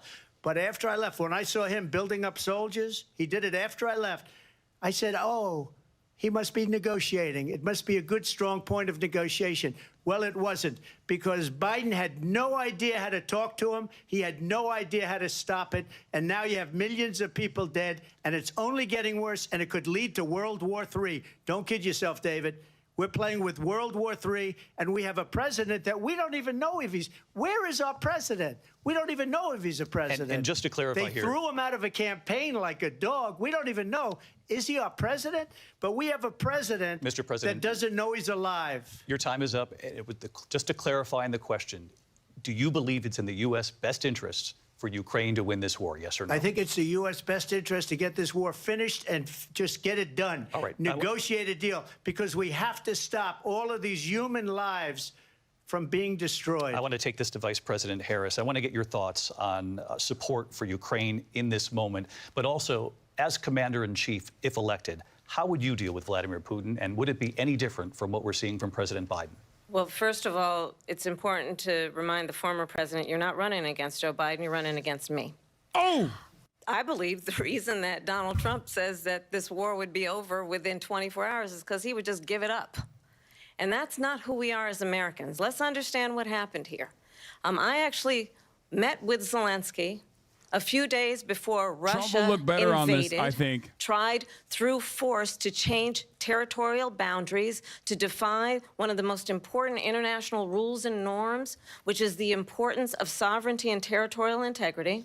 And I met with President Zelensky. I shared with him American intelligence about how he could defend himself. He has no policy, Days though, later, so it I went to doesn't matter. NATO's eastern flank, to Poland and Romania. And through the work that I and others did, we brought 50 countries together to support Ukraine in its righteous defense.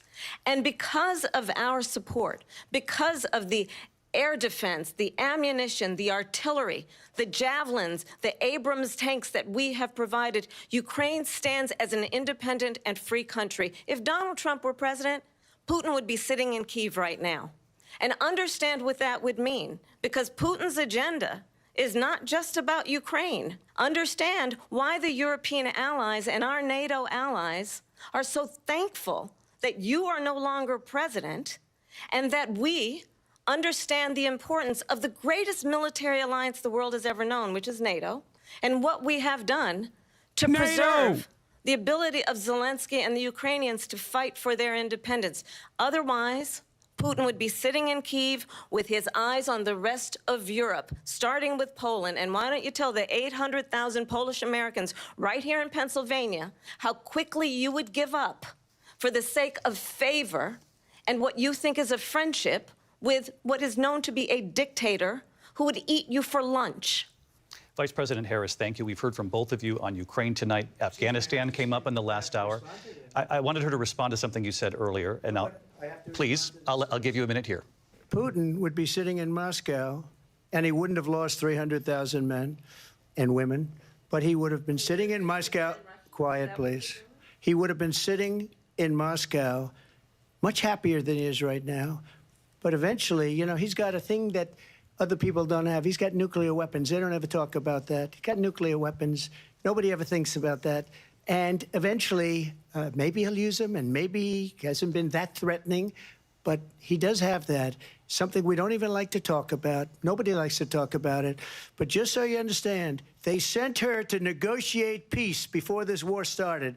3 days later, he went in and he started the war, because everything they said was weak and stupid. They said the wrong things. That war should have never started. She was the emissary. They sent her in to negotiate with Zelensky and Putin, and she did. and the war started 3 days later. And that's the kind of talent we have with her. She's worse than Biden. In my opinion, I think he's the worst president in the history of our country. She goes down as the worst vice president in the history of our country. But let me tell you something. She is a horrible negotiator.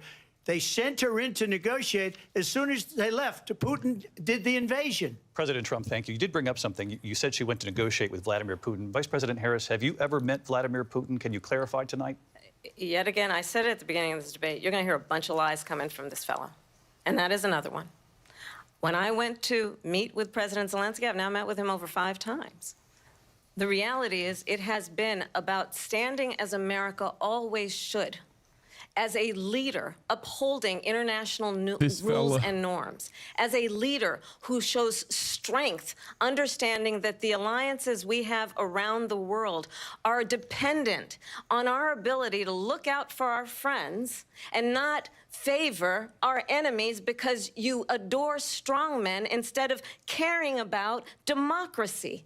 And that is very much what is at stake here. The President of the United States is commander-in-chief. And the American people have a right to rely on a president who understands the significance of America's role and responsibility in terms of ensuring that there is stability and ensuring we stand up for our principles and not sell them for the benefit of personal flattery. We've talked about Ukraine and Vladimir Putin. I do want to talk about Afghanistan. It came up in the first hour of this debate. I want to move on to Afghanistan. Stoltenberg said Trump did the most amazing thing I've ever seen. He got these countries, the 28 countries at the time, to pay up. He said, I've never seen. He's the head of NATO. He said, I've never seen. For years, we were paying almost all of NATO. We were being ripped off by European nations, both on trade and on NATO. I got them to pay up by saying one of the statements you made before, if you don't pay, we're not going to protect you. President Otherwise, Trump. we would have never gotten it. He said it was one of the most incredible jobs that he's ever seen done. Thank you. I want to turn to Afghanistan. It came up in the first hour of the debate, and we witnessed a poignant moment today on Capitol Hill, honoring the soldiers who died in the chaotic withdrawal from Afghanistan. I do want to ask the Vice President, do you believe you bear any responsibility in the way that withdrawal played out? Well, I will tell you, I agreed with President Biden's decision to pull out of Afghanistan. 4 presidents said they would, and Joe Biden did. And as a result, America's taxpayers are not paying the $300 million a day we were paying for that endless war. And as of today, there is not one member of the United States military who is in active duty in a combat zone in any war zone around the world, the first time this century. 67. But let's understand how we got to where we are. Donald Trump, when he was president, negotiated one of the weakest deals you can imagine. He calls himself a deal maker. Even his national security advisor said it was a weak, terrible deal. And here's how it went down. He bypassed the Afghan government. He negotiated directly with a terrorist organization called the Taliban. The negotiation involved the Taliban getting 5,000 Taliban terrorists released. And get this, and the president at the time invited the Taliban to Camp David, a place of storied significance for us as Americans, a place where we honor the importance of American that wasn't a bad diplomacy, idea. where we invite Sorry. and receive. And that's why Joe Biden followed along with it. And this former president, as president, invited them to Camp David because he does not, again, appreciate The fuck? What are you going to do? Not bring the Palestinians to Camp David? Freak. Of the President of the United States to This point be is stupid. commander-in-chief with a level of respect. And this gets back to the point of how he has consistently disparaged and If Trump demeaned was smart, he'd be members like, of our military, "That's how you do fallen deals." soldiers, and the work that we must do to uphold the strength and the respect of the United States of America around the world. Vice President Harris, thank you. President Trump, your response to her saying that you began the negotiations with the Taliban. So if you take a look at that period of time, the Taliban was killing our soldiers, a lot of them, with snipers. And I got involved with the Taliban because the Taliban was doing the killing. That's the fighting force within Afghanistan. They don't bother doing that because, you know, they deal with the wrong people all the time. But I got involved. And Abdul is the head of the Taliban. He is still the head of the Taliban. And I told Abdul, don't do it anymore. You do it anymore, you're going to have problems. And he said, why do you send me a picture of my house? I said, you're going to have to figure that out, Abdul. And for 18 months, we had nobody killed. We did have an agreement negotiated by Mike Pompeo. 18 months. I mean, Abdul, his house was a prison, dog. He was in prison. You took him out of prison. We were getting out. We would have been out faster than them, but we wouldn't have lost the soldiers. You literally took them out of prison. Many Americans behind, and we wouldn't have left. What is going on? We wouldn't have left $85 billion worth of brand new, beautiful military equipment behind. And just to finish, they blew it. The agreement said you have to do this, this, this, this, this, and they didn't do it. They didn't do it. The agreement was terminated by us because they didn't do what they were supposed to do. I want to move on. And these people did the worst withdrawal and, in my opinion, the most embarrassing moment in the history of our country. And by the way, that's why Russia attacked Ukraine, because they saw how incompetent she and her boss are. I want to move on now to race and politics in this country. Mr. President, you recently said of Vice President Harris, quote, I didn't know she was black until a number of years ago when she happened to turn black, and now she wants to be known as black. That's bad. I want to ask a bigger picture question here tonight. Why do you believe it's appropriate to weigh in on the racial identity of your opponent? I don't, and I don't care. I don't care what she is. I don't care. You make a big deal out of something, I couldn't care less. Whatever she wants to be is okay with me. But those were your words, so I'm asking. I don't know. I mean, all I can say is I read where she was not black, that she put out, and I'll say that. And then I read that she was black. So bad. And that's okay. Either one was okay with me. That's up to her. That's up to her. Vice President Harris, your thoughts on this? I think it's, I mean, honestly, I think it's a tragedy that we have someone who wants to be president who has consistently, over the course of his career, attempted to use race to divide the American people. You know, I do believe that the vast majority of us know that we have so much more in common than what separates us, and we don't want this kind of approach that is just constantly trying to divide us, and especially by race. And let's remember how Donald Trump started. He was land, he owned buildings, and he was investigated because he refused to rent property to black families. Let's remember, this is the same individual who took out a full-page ad in the New York Times State landlord. calling for the execution of 5 young black and Latino boys who were innocent, the Central Park 5. Took out a full-page ad calling for their execution. This is the same individual who spread birther lies about the first black president of the United States.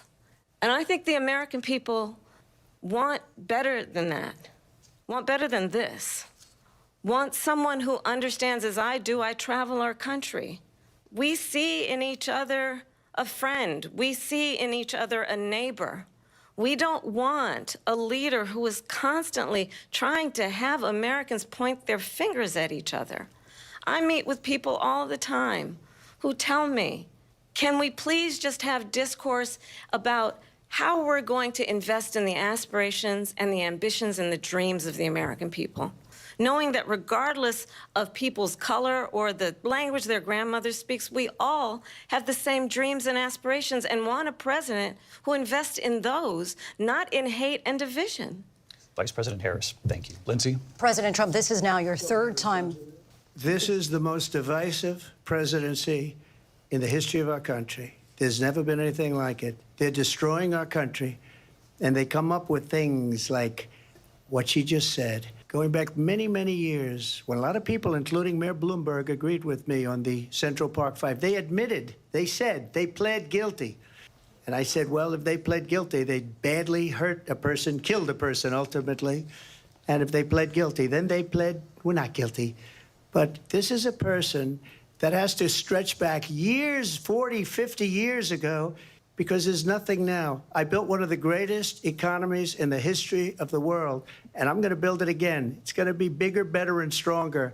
But they're destroying our economy. They have no idea what a good economy is.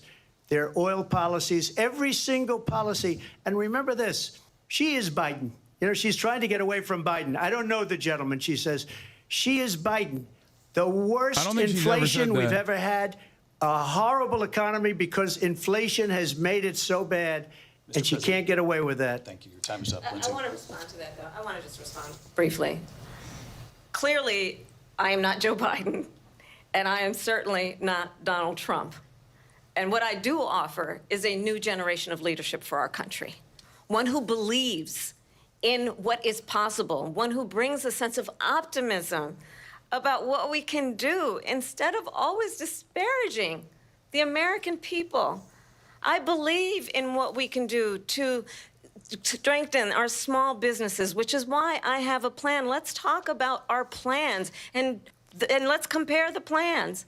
I have a plan to give startup businesses $50,000 tax deduction, to pursue their ambitions, their innovation, their ideas, their hard work. I have a plan, $6,000 for young families for the first year of your child's life, to help you in that most critical stage of your child's development. I have a plan that is about allowing people to be able to pursue what has been fleeting in terms of the American dream by offering a help with down payment of $25,000 down payment assistance for first-time home buyers. That's the kind of conversation, I believe, David, that people really want tonight, as opposed to a conversation that is constantly about belittling and name-calling.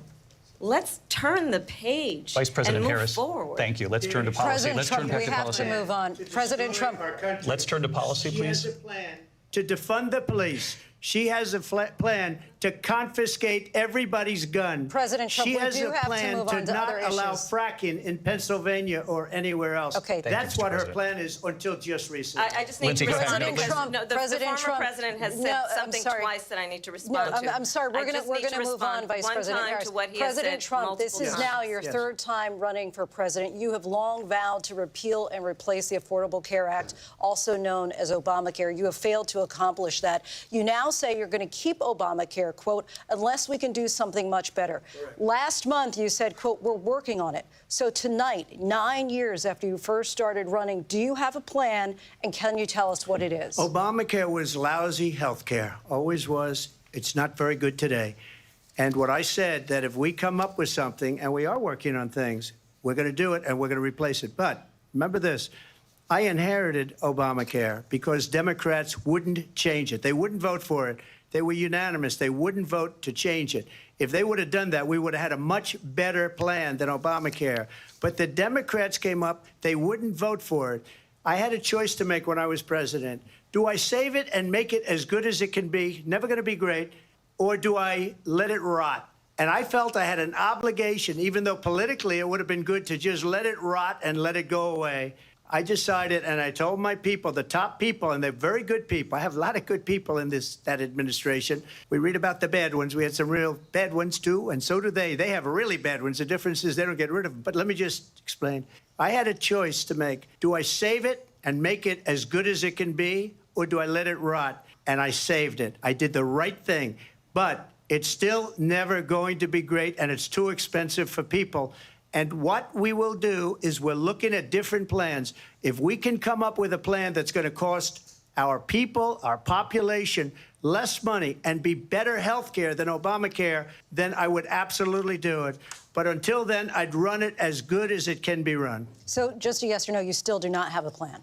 I have concepts of a plan. I'm not president right now.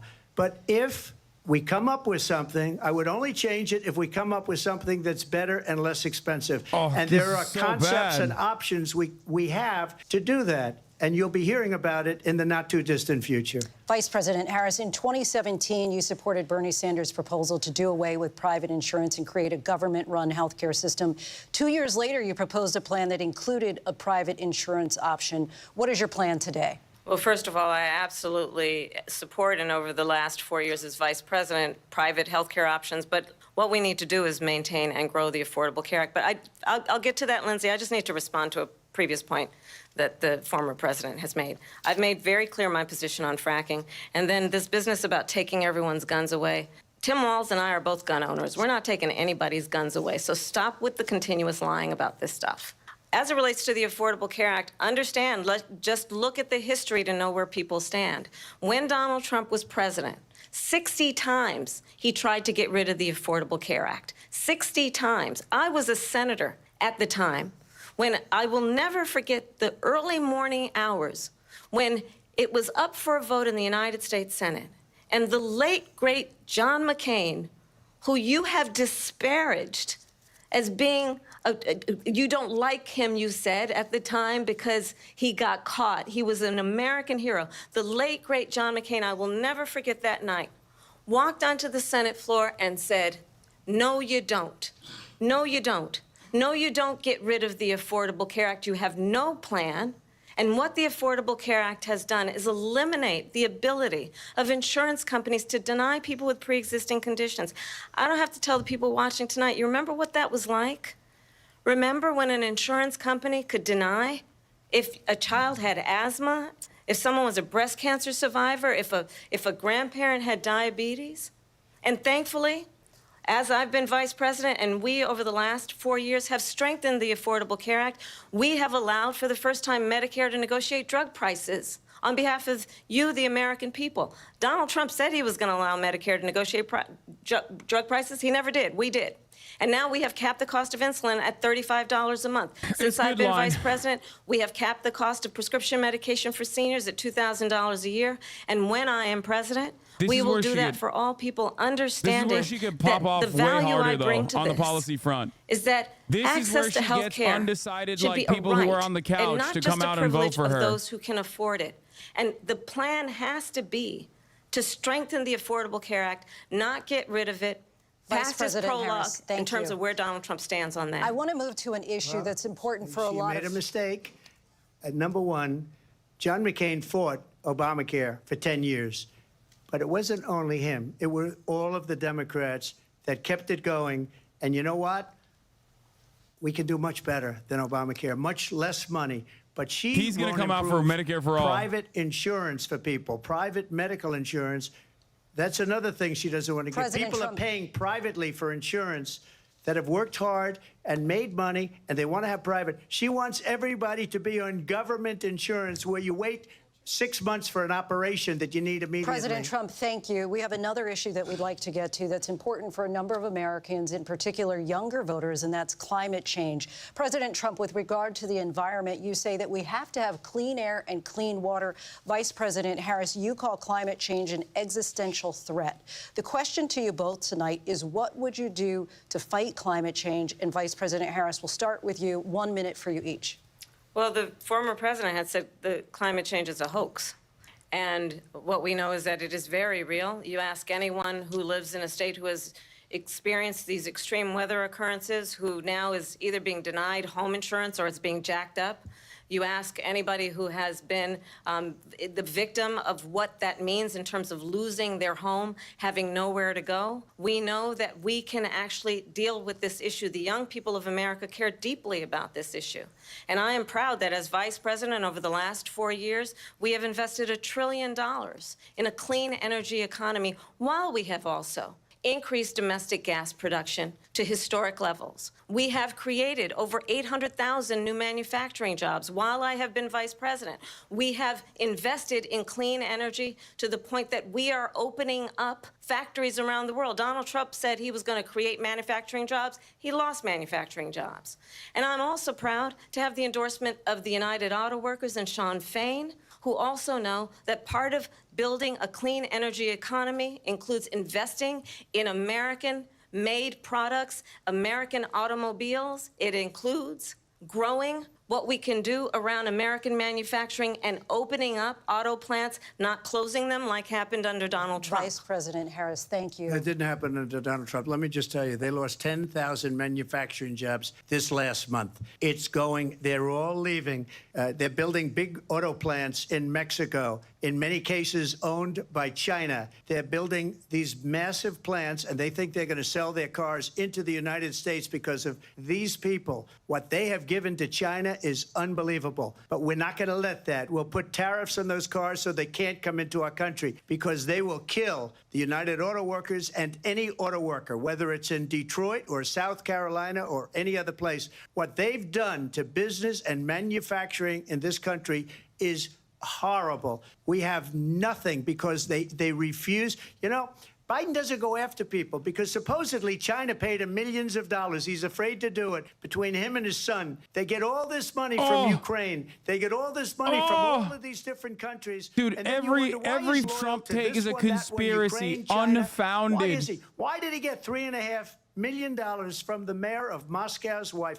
Why did he get This motherfucker is supposed to be talking about climate right now. This is a crooked administration, and they're selling our country down the tubes. President Trump, thank you. Thank you. We'll be right back with closing statements from both of our candidates. An Oh historic my night, this God, ABC News presidential bro. debate from Philadelphia. Back. What the what? Yeah, okay, that shit was hella boring. The second half was so boring. The first one was like, the first half was like way more powerful than the second half. I'm not gonna lie. They front loaded that shit pretty hard, and they kept the Israel stuff to the end too. But honestly, not great. Okay, not great overall. Second half was definitely weaker. Trump is just still continuing to devolve. Every conversation just like goes on a tangent. I think there was some moments where Kamala Harris was also flubbing a little bit. What do you think? She didn't try to bait him at all in the second half, which I thought was kind of weird. Like that went like kind of like weirdly smoothly. He sounded terrible. I think that like right now, like the poly market like odds for like who won the debate is like 95% for Kamala, which like I think will be true. They usually have like the intra, like the one big thing that I was like really kind of shocked by, that I was surprised that she didn't really hit him on. He got baited on the Central Park 5. He said they were guilty. Like, God, yeah, that was one thing he got baited on, I guess. Like, oh, it's not over yet. Somebody said it's over, but it's not. It's still, No. There's the final monologue that they're gonna do their final closing statements, which I suspect is gonna be exactly the same shit that they've said. For better or for worse, both Kamala Harris and Donald Trump are just like kind of going and doing exactly what they've been doing. Like her Israel stuff was just like obviously dog shit. I think that there was my analysis on this, and I've been saying this for quite some time now, is that on the issue of like not the Afghan withdrawal necessarily, that was a powerful moment for Kamala Harris, like actually standing on that. Even though she flubbed the first half. I will say, like, I think Donald Trump presented himself as a peaceful dove against Hillary Clinton in 2016, and a lot of voters responded positively to that. Obviously, Clinton had a lot of additional baggage on top of everything else, but he was not even able to do that this time around. I think that could have been like 3 points that he could have hammered. He could have been more moderate on immigration. He could have been more moderate, like a little bit, like dialed it back and didn't do like conspiracies and stuff. And I think that would have been more appealing to like a broader audience. But he went way too hard on immigration. I think that's going to backfire on him. He went way too hard on, like, he kept doing this. He kept doing this thing, like he even did it on abortion, where he was just like obviously lie and would like in an opportunity where like he could technically jam up Kamala Harris and be like, oh, well, do you want third trimester abortions? Like, what point would you ever restrict abortion if you would? That kind of question would be. Support Roe. That's like the line. They don't ever like say, oh, Roe means you have this sort of type of restriction. Yeah. So that maybe kind of doesn't. But make because he was lying about like post-birth abortions and shit, that like he wouldn't even be able to hit like a good line of attack on Kamala Harris on that front. I think that that similar attitude presented itself even when he was talking about when he was talking about like, you know, Russia and Israel Palestine. Like in a lot of moments where he didn't really talk about Israel Palestine like throughout this entire process, throughout the past 11 months, whenever he did, he presented himself as like the guy who's going to end it, right? The guy who's going to end it all. And I think at this point he should have probably had like some way of ending it. Like he could say something beyond like, nah, I'm just going to end it. Yeah, that would have worked in 2016, I think, when like the whole concept was like, oh, I'm like this person, I can get shit done, I'm like this competent like outsider. That was like a really big underrated part of his appeal, I think, and that shine has gone off after he's already been president. Like when he has to like kind of say like, oh, half of my administration was morons, but like I'm gonna do it better this time. And also like I don't talk with JD Vance about anything. It's the Celtics Shaq phenomenon. He's Celtics Trump. Yeah, but what I'm saying is like he up on 3 strong suits that he could hammer Kamala Harris on. By going too hard on immigration, he fucked up on that front. And I think like he lied far too much, which kind of cooked him a little bit. I think he also fucked up on fact checkers. They're mauling about ABC. Yeah, everyone is going to maul about ABC. The debate is coming back, but I think that it was good that they actually did moderate the debate. You shouldn't be able to get away with lying that much on national television on a presidential debate. So, everybody. Statements and Vice President Harris. So I think you've heard tonight 2 very different visions for our country. One that is focused on the future, and the other that is focused on the past, and an attempt to take us backward. But we're not going back. And I do believe that the American people know we all have so much more in common than what separates us. And we can chart a new way forward. And a vision of that includes having a plan, understanding the aspirations, the dreams, the hopes, the ambition of the American people, which is why I intend to create an opportunity economy, investing in small businesses, in new families, in what we can do around protecting seniors, what we can do that is about giving hardworking folks a break and bringing down the cost of living. I believe in what we can do together that is about sustaining America's standing in the world and ensuring that we have the respect that we so rightly deserve, including respecting our military and ensuring we have the most lethal fighting force in the world. I will be a president that will protect our fundamental rights and freedoms, including the right of a woman to make decisions about her own body and not have her government tell her what to do. I'll tell you, I started my career as a prosecutor. I was a DA, I was an attorney general, a United States senator, and now vice president. I've only had one client, the people.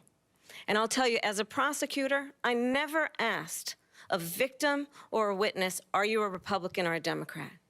The only thing I ever asked them, are you okay? And that's the kind of president we need right now. Someone who cares about you and is not putting themselves first. I intend to be a president for all Americans and focus on what we can do over the next 10 and 20 years to build back up our country by investing right now in you, the American people. Vice President Harris, thank you. President Trump? So she just started by saying she's going to do this, she's going to do that, she's going to do all these wonderful things. Why hasn't she done it? She's been there for 3.5 years. Bro, this is your opening statement. What are you doing? I mean, closing statement. They've had 3.5 years to create jobs and all the things we talked about. Why hasn't she done it?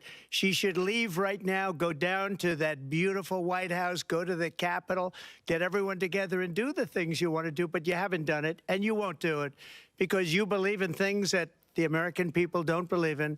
You believe in things like we're not going to frack. We're not going to take fossil fuel. We're not going to do things that are going to make this country strong, whether you like it or not. Germany tried that, and within 1 year, they were back to building normal energy plants. We're not ready for it. We can't sacrifice our country for the sake of bad vision. But I just ask one simple question. This is reverse 2016 in some ways. Didn't she do it? We're a failing nation. We're a nation that's in serious decline. We're being laughed at all over the world. All over the world, they're laughing. I know the leaders very well. They're coming to see me. Viktor Orban They is call laughing me. at us. We're laughed at all over the world. They don't understand what happened to us as a nation. We're not a leader. We don't have any idea what's going on. We have wars going on in the Middle East. We have wars going on with Russia and Ukraine. We're going to end up in a third world war, and it'll be a war like no other because of nuclear weapons, the power of weaponry. I rebuilt our entire military. She gave a lot of it away to the Taliban. She gave it to Afghanistan. What these people have done to our country, and maybe toughest of all, is allowing millions of people to come into our country. Many of them are criminals, and they're destroying our country. The worst president, the worst vice president in the history of our country.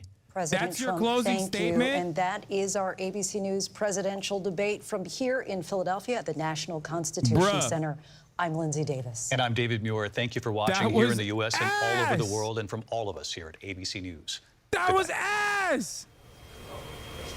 That was so bad, bro. That That's crazy. Wait, hold on. What do we got here? ABC with our post. Okay, nothing else. Okay. All right. What are your final thoughts, Eddie Mentum? Yeah, well, this is like I can't stop thinking about I have the concept of a plan.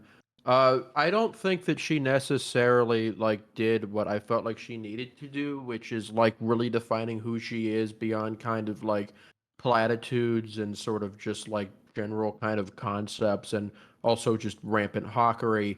But I think like I don't think for the people out there who are like really like concerned about who she is and why they should vote for her against Trump, I don't know if she really accomplished that, just like I didn't feel like the DNC accomplished that. I do think Trump reminded a lot of people why they want to like her, because it's worth considering that she's like gotten back into a lead entirely off of people wanting like a Democrat to vote for against Trump. And people don't necessarily see Trump as much. He's on Truth Social all the time. He's a bit kind of quarantined in his own little kind of world where like shit like the people eating the pets makes sense. But this is one of the rare opportunities where they see him, and he reminded people not just why they don't like him, or they're terrified of him. Like the idea of somebody being like this being president is like it's always been scary. Yeah.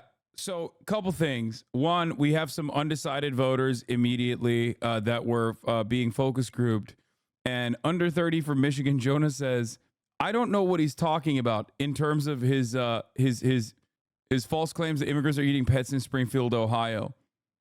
So that's cool. You know, brilliant move from Donald Trump, being extremely online and flubbing that big time.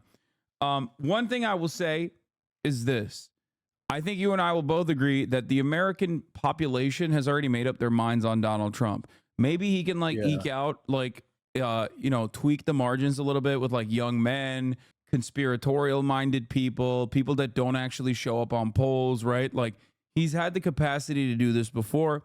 He's done it twice, as a matter of fact. He's done it twice where he's like brought forward people that normally are not necessarily polled well, right? Like people that normally don't go out and vote. To an extent, there are some explanations for why the polls were off in 2016 and 2020 beyond just like that factor. In 2016, the pollsters didn't weight by education, which was why they got it off really poorly. And in 2020, you had a situation with COVID lockdowns where like liberals were staying at home and were always answering their phones, so they were disproportionately represented in polling. So neither of those things will be the case in 2024. The polling was accurate 2 years ago. I don't think that it's guaranteed that he will overperform the polls, but his team seems to be banking on it, and I don't think that's really wise. Yeah. So here's a couple things I want to say about this, right? I'm not saying this is a success method. Yeah. I'm not saying that this is like a successful method for Trump. I'm saying that this is what he's going after, in my opinion. I think that that's like with the RFK endorsement, Tulsi Gabbard, like he's trying to carve out like what remains in the demographics that might not have like a solid opinion on a dude who was president for 4 years, right? And it's going to be hard, especially because he wasn't just the president. He was a hyper telegenic president. There was a lot of opinions in either direction, right? So it seems like, my point is, it seems as though Donald Trump, I mean, and I think this is reflected in the polls, like he's locked in, like his audience is locked in, his voters are locked in. So he might stand to win here and there a couple people in the margins. He might stand to lose a couple people potentially. That's less likely, in my opinion, because if they're committed to Donald Trump at this point with maxed out name recognition, then they're probably invested and they're probably committed.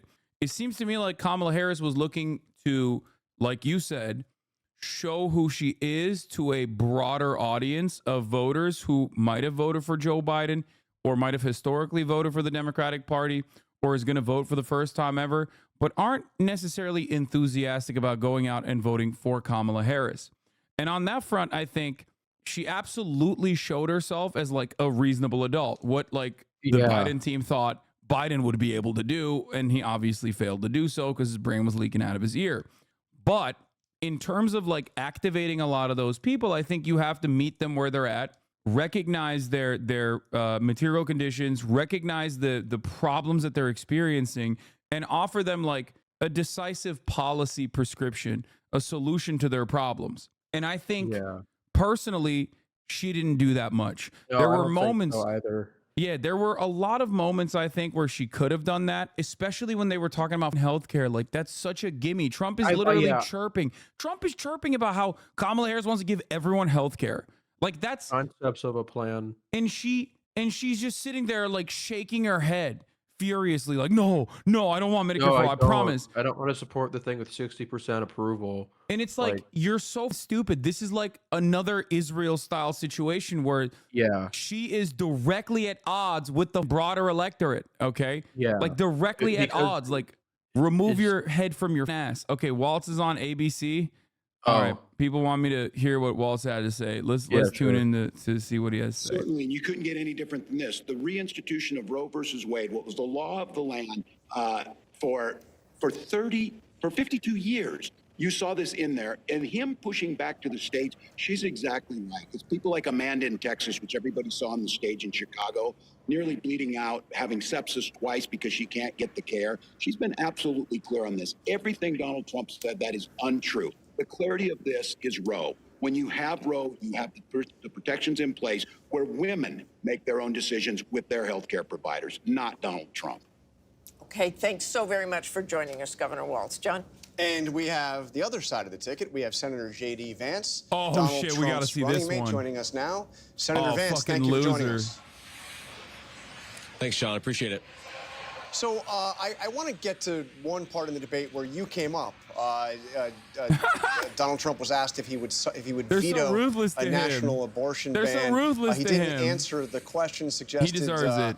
I guess that he wouldn't. And then it was pointed out that you, in fact, said not that long ago that he would veto a national abortion ban. Can you explain the mix-up here? Well, I think the president's been very clear that he doesn't want a national abortion ban. I think in some ways he finds the question a little bit ridiculous because why are we asking him about legislation that's never going to actually happen and why he would veto it or not veto it when he says very explicitly that he doesn't support a national abortion ban and he wants these policies to be made by the states. But I think there's a deeper and more important issue here in this debate, which is that you had Kamala Harris effectively echoing platitude after platitude after platitude. The American people can't pay their grocery bills on platitudes. They can't put their kids in a house on platitudes. And Kamala Harris had a lot to say, but very little actual substance behind it for how she's going to lower grocery prices, secure the border, and make housing more affordable in this country. She's been the vice president for 3.5 years. She can't run on a record, and she apparently can't run on much of her plans either because it's just a lot of slogans and not a whole lot of substance. But Senator Vance, why won't he just say that he would veto the national abortion ban? And by the way, had you spoken to him about it before you were put in a position to answer that question? No, I hadn't spoken to him about it because, again, Donald Trump thinks the question is absurd because he doesn't support a national abortion ban, and he's been explicit about it. And, John, I think that it's so preposterous for the media to focus so much on an issue where Donald Trump has been crystal clear and not on the fact that people can't afford groceries and housing because of Kamala Harris's policies. This election is actually quite simple, and Kamala Harris and apparently the media would like to distract Americans on issues, by the way, that Donald Trump's been crystal clear about, like but they're Haitians not eating talking cats nearly in enough. Springfield, This debate Ohio. Didn't talk nearly enough about the fact that Americans are struggling because they can't afford groceries, they can't afford Trump housing. didn't, you Other idiot. kids are dying of Trump fentanyl didn't do that, overdoses. you Kamala Harris has dumbass, let the you cartels loser. take over the southern You border. goddamn This nerd. is a disgrace what's going on in our country, John, and we could do so much better if we just had better leadership. We've got the best workers, the most beautiful country, the best natural resources, but Kamala Harris's leadership is squandering the great benefits of this country. It's why we've got to get back to Donald Trump's leadership. Senator, by the way, I asked because he hadn't been crystal clear and he said something different than what you said. That's why I was seeking clarification. But let me ask you about this for just very quickly. I heard Donald Trump before this debate describe Kamala Harris as, I'll just read a few of them, a low IQ individual, somebody who doesn't have the mental capacity to be president, really dumb, unable to put two sentences together. Is that what you saw on the stage tonight? John, what I saw was a lot of slogans. I think the American people are smart, and Kamala Harris talks to them like they're children. She repeats these ridiculous platitudes where if you actually think about what she said, you realize that it doesn't make any sense. She talks a lot about her plans, but then her plans, when you analyze the substance, don't make any sense. And more importantly, John, the American people don't get fed on plans. She has been the vice president for 3.5 years. What she can't do, refuses to do, and has no ability to do is to say, I accomplished lower prices because she didn't, or I accomplished lower housing prices because she didn't, or I secured the southern border because she didn't do that. She has failed as vice president, and the fundamental question is, do we want to give her a promotion? I think the answer has to be no, John. All right, Senator Vance, thank you for joining us. Mary. One thing both sides can agree on, this was a consequential night in this race. More reaction when we come back. Stay with us.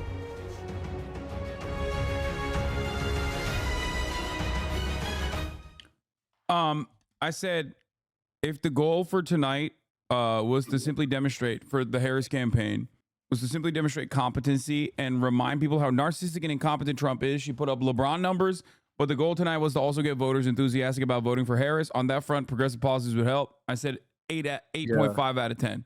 That's my assessment of Kamala Harris. As far as Trump's performance, it's like -10 out of 10. It wasn't as bad as Biden, but it was like in the same area code. It was like in that ballpark. It was like, yeah, I mean, Biden is like historic. That's like once in a lifetime failure, right? I mean, he had to drop out. That's how bad it was. But I cannot, like, he ate every bait. He was extremely online. He was disheveled. He literally leaned into like all of the worst instincts, like all of the worst things that people point to him about. And he even leaned into like all the issues that he should be avoiding, that cost him the midterms, even like cost the Republican Party the midterms, like loser shit. Bro, he said at one point, nobody on the other side even died on January 6th. The other side was your Congress. Okay? Yeah, and the cops. Like, and Mike Pence and cops, Capitol Police. Like, what the are you saying? It's like the only Ashley Babbitt died. Nobody on the other side even died. It's like that's crazy, man. That's an insane thing to say. Like, I often talk about how silly it is, like how much hyper focus like liberals put on January 6th. And that's, I think, part of the reason why it's like reflected well in the polling. Like, Trump is a threat to democracy. Why? Because that's the key thing that Democrats can't shut the fuck up about, right? So obviously it's going to be reflected in the polls to a certain degree. I wish they would have that same energy for immigration in terms of counter messaging, but they don't because they're stupid. Anyway, but ultimately Trump just keeps bringing back. It would be like if Kamala Harris did the Joe Biden thing, regularly bringing up how, like, I don't know, undocumented migrants are like doing rapes or something. You know what I mean? Like, it's akin to that. Shit. Yeah. The healthcare stuff I was gonna say before we cut to the Walls and Vance stuff. Like, it's always kind of frustrating me because like during the and the moderators did a better point of bringing this up than like honestly Kamala did. During the Trump era, during his presidency, he reached his lowest points in like approval over his tax bills and over Obamacare. Those were really, really unpopular. Obamacare is like broadly like a consensus kind of bill. Yeah. Like Obama himself is very popular. I mean, I get like kind of the like saying, oh, we're going to expand and protect the Affordable Care Act, but like it's like the exact opposite of how they push on immigration, where like they're totally defensive and reactive about it. You could make healthcare into a big issue this election. That would be really helpful for you. Like, you could push it. You could like talk about how Trump has concepts of a plan or whatever, and how like you want to do a public option. You could force this and make like the issue better on your terms. Don't make it just the thing that's about like the immigration and the economy. Make this like be assertive. Like, change it like to be about what you want it to be about. But like they just have a fundamentally reactive and like reactionary like perspective towards it that doesn't like work. Like, it's just like very passive. Yeah, I genuinely cannot comprehend how he like failed to be normal on immigration, a strong suit, and like didn't even talk about the economy. Like, he rarely talked about the economy in that entire. The whole point of Trump was to be moderate, right? Like, was to seemingly look normal, more normal than you've ever seen him before. That's what his like advisors keep telling him, and they're like, Don't attack Kamala Harris on race and stuff. Like, just be a little bit more normal. You know what I mean? Be a little bit more normal. Maybe you can pick up some voters on the sidelines. You know what I mean? Like, a lot of people are angry about the economy. Like, you're beating Biden on the economy. You're beating Kamala Harris on the economy. And it's crazy that, like, he just could not take a deep breath and just be a goddamn adult. And he just he insisted on eating every bait possible. Incredible. Yeah, it's the worst time for him because the momentum was kind of shifting in his favor. You had the discussion and the polling moving towards more being about how Kamala doesn't have a plan, how like she doesn't have like any real clear policies, how she didn't inspire confidence at the DNC, and there were some inklings of him getting towards that point where he, like, I mean, JD Vance tried to do it where she just said that she only has platitudes, which I think is a real problem for her, and she did that a little bit during the debate where she really didn't have too many like specific points, but he totally made it about himself, just talking about like, I don't even know who Abdul is. I don't even know who that is. I know who it is. That's the funny story. He's the Taliban chief, right? Trump literally actually guy who's the head of the Taliban. No, he evac'd him out of a Pakistani prison and brought him to the United States of America, which is why it's really funny when he just keeps saying like, oh, I sent him a photo of his house. It's like, no, dog, you took him out of jail. Like, he was in prison. Okay, he was in prison. You got him released from prison and you brought him to Camp David. You did not send him a picture of his house unless you showed the photo of the Pakistani prison he was in. So that's like another thing. That's another lie that he loves repeating for some reason. Yeah, this is an insane reference, but that moment reminded me of that YouTube video where he plays like Call of Duty with Walt Jr. Like, people who know what I'm talking about know what I'm talking about. But like when he said like, I got your house, like I'm like, it sounded like he doxed him. Apparently Taylor Swift just endorsed Kamala Harris on Instagram. Oh my God. It's Jover. It's Jover. Is Joe. She's stealing the news cycle from him. Is it Jover? Oh, is it happening? Finally? No, she didn't. You guys are such liars, dude. What the? No, she did. She did. It's on her Instagram. Oh, she did. She said register to vote. Like many of you, I watched the debate tonight. If you haven't already, now's a great time to do your research on issues at hand. It stands to these candidates. Childless cat lady. It's over. Oh my God. Oh my God. It's the picture of her with a cat. Oh my God. He's going to beat Don Jr. with a shoe. Bro, over all this. it took was for her to hug a Trump supporter and then have like the entire Swifties on Twitter rip her ass and be like, you only cared about politics when your career was failing. She was like, no, I'm sorry. Actually, I love politics. It's my favorite thing to do. I like that she kind of implies here that she was like undecided until she watched the debate. Yeah. Recently, I was made aware that AI of me falsely endorsing Donald Trump's presidential run was posted to the site. Oh, recently you were made aware. Sure. Okay. It really conjured up my fears around AI and the danger of spreading misinformation. It brought me to the conclusion I need to be very transparent about my actual plans for this election as a voter. The simplest way to combat misinformation is the truth.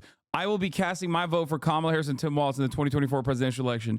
I'm voting for Kamala Harris because she fights for the rights and causes I believe need a warrior to champion them. I think she's a steady-handed, gifted leader, and I believe we can accomplish so much more in this country if we're led by calm and not chaos. Damn, she's even doing the PR moves. Like she did watch that debate, or at least her PR people watched that debate. Let me tell you, okay? Yeah, they said we're backing. This is like the best indicator for like Kamala like so far, because they are not going to back her ass until like unless she's like a clear shot to win. Like, she was not endorsing Biden until Biden was leading by like 10 in the polls. Yeah. This is like the Waffle House index. You know what I mean? for predicting elections. Like, people will look at like Polymarket or whatever, or like betting odds, but like, this is the real careful and considered calculated decision maker here. Okay. Yeah. She has like a Bloomberg journal about. Ooh, she likes Tim Walz. She doubled down on Tim Walz. I was so hard and impressed by her selection of running mate at Tim Walz, who has been standing up for LGBTQ plus rights, IVF, and a woman's right to her own body for decades. I've done my research and I've made my choice. Oh my God. And the choice is yours to make. Policy page. She had to drop the policy page. That's what it was. She's a real policy head. She's Yeah. a real policy head. She was like, yo, honestly, yeah, once I read the policy page, it was over. You know, this was it for me. Yeah. Yeah. When I she heard had to Kamala drop her- Harris is going to combat Iran, no matter what, no matter She what had it to make takes, I sure was she's like, a that's real my China vote. hawk. Yeah. She said, I'm not voting for her unless I know the nukes are on the way to Beijing like at 11 a.m. Oh, Jesus. Taylor Swift, childless cat lady, JD Vance. Oh, I can talk about listens to JD Don Vance. Jr. for the first time in his life, a lifetime of his own abuse that he unheeded himself. He should have listened to himself. He's gonna beat Don Jr. with a shoe. Dude, honestly, Donald Trump's biggest mistake was ever listening to Don Jr. That's when I knew this shit is cooked, okay? Perma fried. Yeah. Like The Don worst Jr. Don Jr., you don't approval. even like him. Why would you ever listen to his opinion on who that sweaty cokehead loser thinks is like if he had cool? Doug, if he had Doug, he'd still be contending in Minnesota. If he had Doug, he would be up in like North Carolina now for sure. Dude, I'm a burgamaniac. Okay, I'm a burgamaniac. I've been saying it. I was gonna vote. There were 2 VP picks that would have changed my decision. If Burgum was the VP, I would have voted in. I would have voted for Donald Trump. And if Jesse Ventura was RFK Jr.'s vice president, I would have voted for RFK Jr.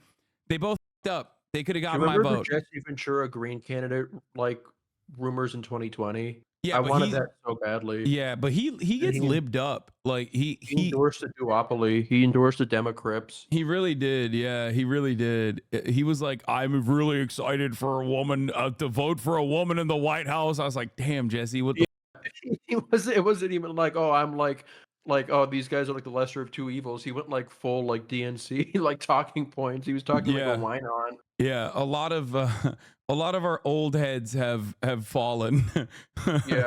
Bernie Sanders being like, yeah, I don't really agree with Dick Cheney a lot, but even he hates Donald Trump, and that's good. I was Yeah. like, come on, bro, what the fuck are you talking about? Yeah, that one guy who doesn't around about being 82 years old. I was like, Bernie, they're not gonna do card checks. Shut the fuck up. You don't have to destroy. They are not going to make you a junior partner in the coalition. Yeah. Okay, you're 800 years old. Why are you They are doing never this? passing a public option, man. It's not they- happening. Yeah, they put him in the cuck chair, dude. They just keep whipping him for the crimes of contesting Hillary Clinton in 2016 forever. Yeah, his late stage career, he's like trying to work his way up to like better Senate committees. Like he's a like decrepit Dixiecrat from 1950. He's trying to do the Richard Russell strat. He's a real team player. Yeah. Surely. If he stays in Congress until he's 90 years old, they'll let him like chair the Appropriations Committee, like Robert Byrd. No. They're gonna let him take Vermont. They're gonna let him take the old people in Vermont back to Canada so they can like purchase pharmaceuticals there. Yeah. They're gonna let him please go fucking, anything. They're gonna let him build an FBI crime examination facility in Birmingham, and that'll be like the culmination of his life's work. It feels bad. It feels bad watching him like that. But yeah, I don't know. He was a big Russia head like during the Trump era. Maybe he just is lived up. You were joking about voting for Trump, right? Oh my God, chatters. Yes. Shut the f up. Oh my Lord. No, we would have actually voted for Trump if we picked North Dakota Governor Doug Burgum. That's completely sincere. That was going to be the heel turn. I forget that there's like 160,000 people in here, so like they have no. Yeah. Some of these people are just like tuning in for once, and they're like, "What the f is this guy saying?" I'm a single issue voter about him picking Glenn Youngkin. This is like completely like what I believe. Yes, I'm undoing every opinion that I've ever had. Yeah, because Doug Burgum is on the picked guy who ticket. looked like Brezhnev. Yeah, but hotter. Yeah, His was the eyebrows are crucial part. powerful. Yeah, Trump's odds on betting markets have started tanking. He's down to 46 cents on predicted. He's lost to degenerates. Yeah, the copium tomorrow is gonna be so delectable. I can already sense it from here. First of all, everyone's gonna complain about the moderators fact checking. So fucking funny. Here is a really good idea. If you don't want to get fact checked, don't say Haitian migrants are eating cats on the most prominent national stage you've been on. Are you When you're like 78 years old? And then he started debating the moderators. He's like, actually, I saw it on television. Real old man hours over there. It's just, it was incredible. I keep on getting recommended Megyn Kelly's tweets, and she's so pissed off. She is so mad at the moderators. Ben Shapiro. Oh yeah, Ben Shapiro. This debate won't matter. Debate won't matter. This is what the Biden people said. This is exactly what they said. Yeah, that's how you know this shit popped off. Yeah. This debate won't matter. It was just eliminated as an inflection point. The American people still know nothing about Kamala Harris's positions. Donald Trump is still Donald Trump, and the legacy media are still a giant flaming dog turd. Don't go after them too hard, Ben. Wow. He busted out the big words, the big boy words. His wife's not gonna let him sleep in the same bed tonight. Oh my God. Oh, it's gonna be delectable. It's gonna be delightful. I'm gonna make the Trump replacement tier list. Yeah. This is Trump never. Oh, the conservatives are in the chat. Trump never mentioned Haitian people. He never said Haitians. Yeah, dude. You're right. We haven't been paying attention to the same media cycle that the Republicans have been pumping this entire Who time. does he think we're eating the cats? Yeah, no, random. He actually was talking about, like, random people in Springfield, Ohio. Yeah. We just gotta get rid of that Democrats. one city. There's something in the water. This is so funny. This level of cope from Trump heads is hilarious. He said Venezuelans though. Yeah, he said Venezuelans, Aurora, overtaking apartment complexes. He won the jank Uyghur vote with that one. A real Aurora head, my uncle. Anyway, yeah, this is what happens when you're extremely online. I keep fucking trying to repeat this to people. Like, do not look at Twitter and assume that that's how normal people are. Can you explain this story to a bus driver? If the answer is no, if it fails the bus driver tag, if it fails the bus driver test, like, you probably shouldn't be running a national campaign on it. Oh my God. The likes too hard. Yeah. Megyn Kelly's mad. Oh, great. Taylor Swift's post. Yeah, of course Taylor Swift posted about who she's voting for president. Of course, it got 1 million likes in 13 minutes, dude. What are we talking about? Funny that she repeatedly mentioned Walls. Yeah, no, I do like that. Yeah, she said I would have been for her if she picked Shapiro. Yeah, this is. I'm reading the tea leaves. She's actually an anti-Zionist. Yeah. Yeah.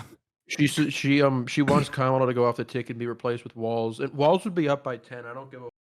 People can call me coping, but at that point you just have zero issues. Oh, dude, 100%. His oppo has been. They're like third removed, distant cousins are voting for Trump. Like, that's the oppo on that front is so awesome. They're like, they're talking about how he swapped out his dog or some shit. Like, it's just so, it's so bad. It's so stupid. Today is they said that he said that he saw Trump supporters in Pennsylvania one time, and then the other day he said he saw them in Georgia. That's the thing they're getting him on. Did you see this? DUI.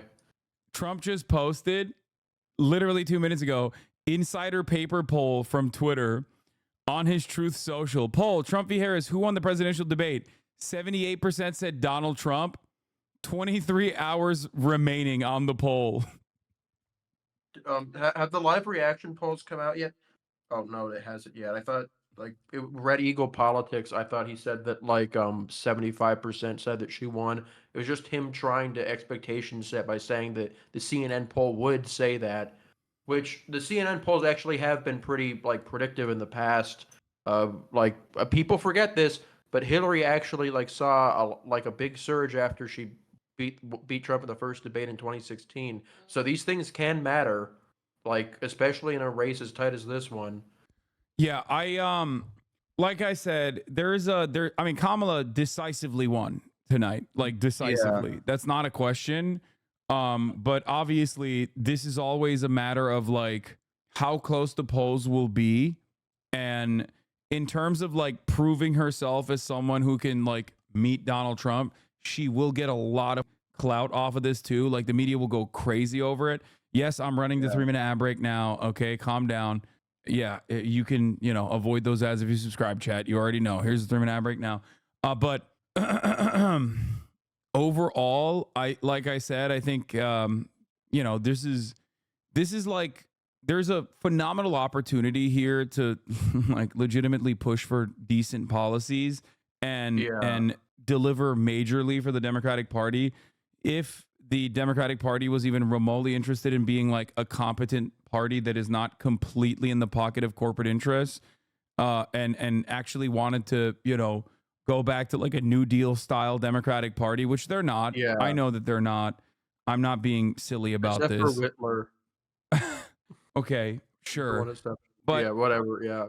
But like ultimately this is the opportunity. Like the numbers could look insane right now. You have a historically unpopular Republican that people have made their minds up on, and they're like worried that him consistently calling Kamala Harris a communist is going to like harm her, or at least presenting it as though they're fearful of that, when none of those smears, which shouldn't even be smears at all, have landed. Yeah.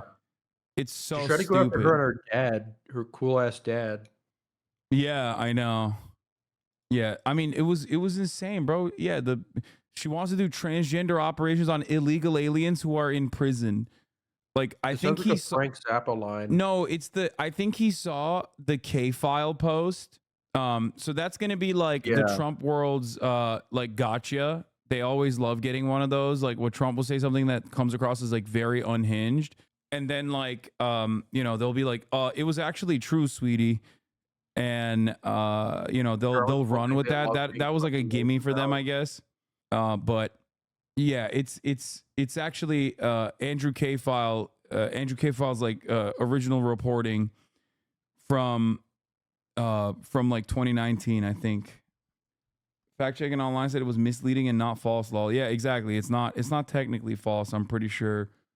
But that is something that like people will hyper focus on in the Trump world. They'll be like, oh, see, the media's lying, even though yesterday they said this was the story.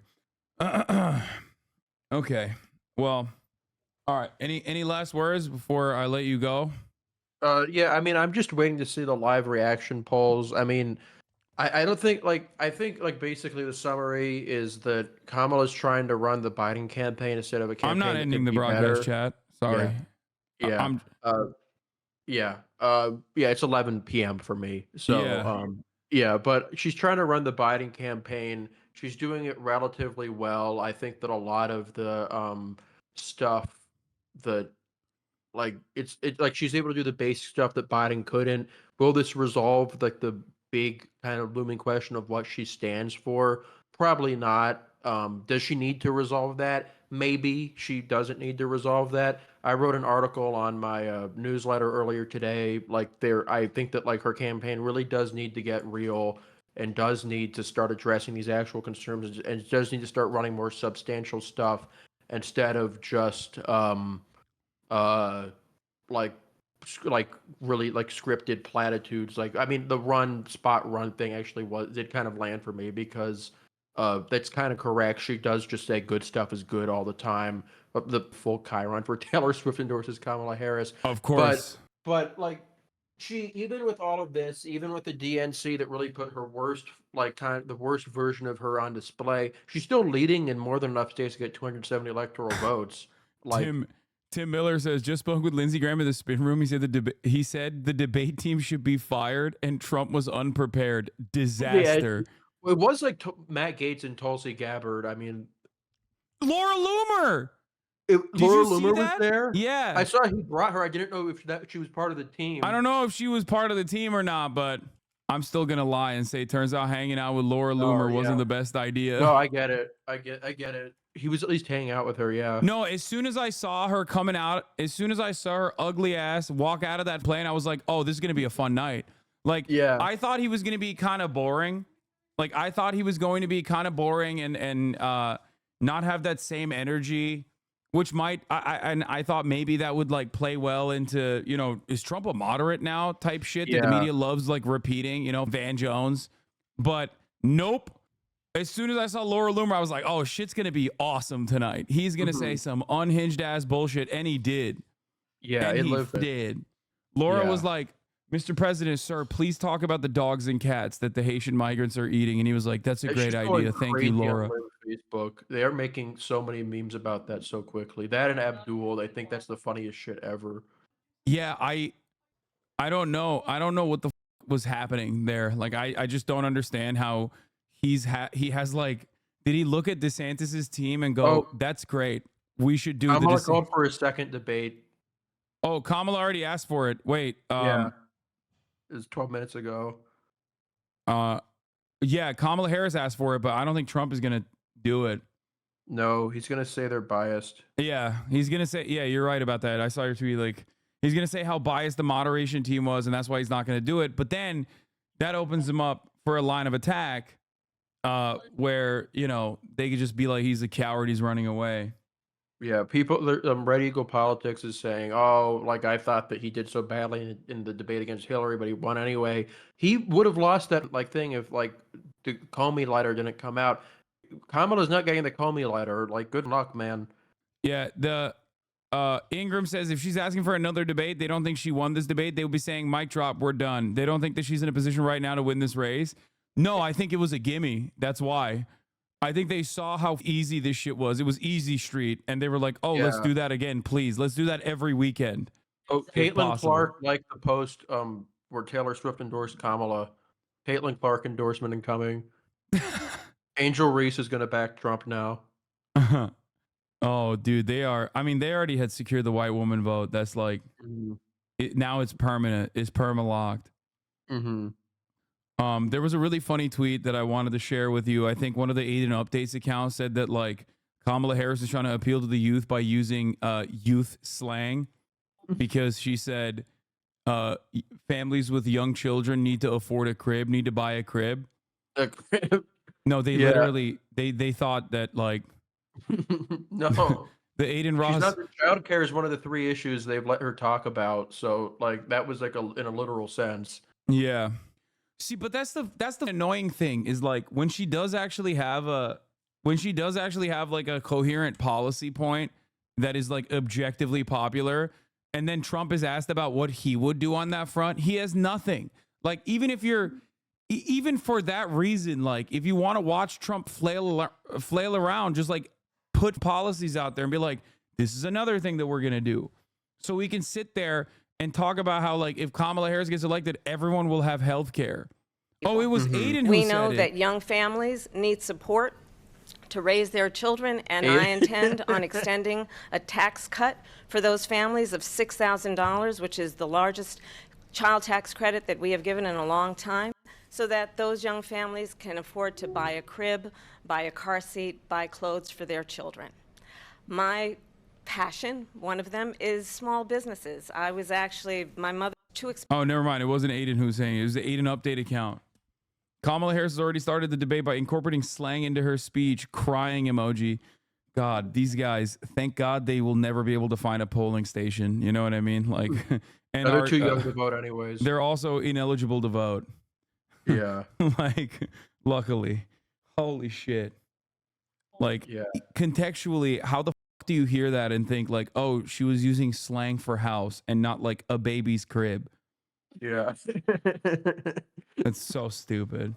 That's their housing plan.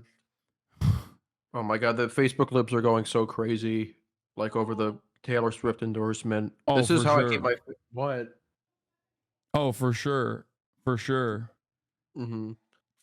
Yeah, Vivek said it was 3 against 1. What is this? Oh, they're saying Kamala Harris had an earpiece and that she was getting fed lines. Let's go. Love that. That's an earring. No, you don't. No, it's a secret. It's a fake earring. It's not a real buy on.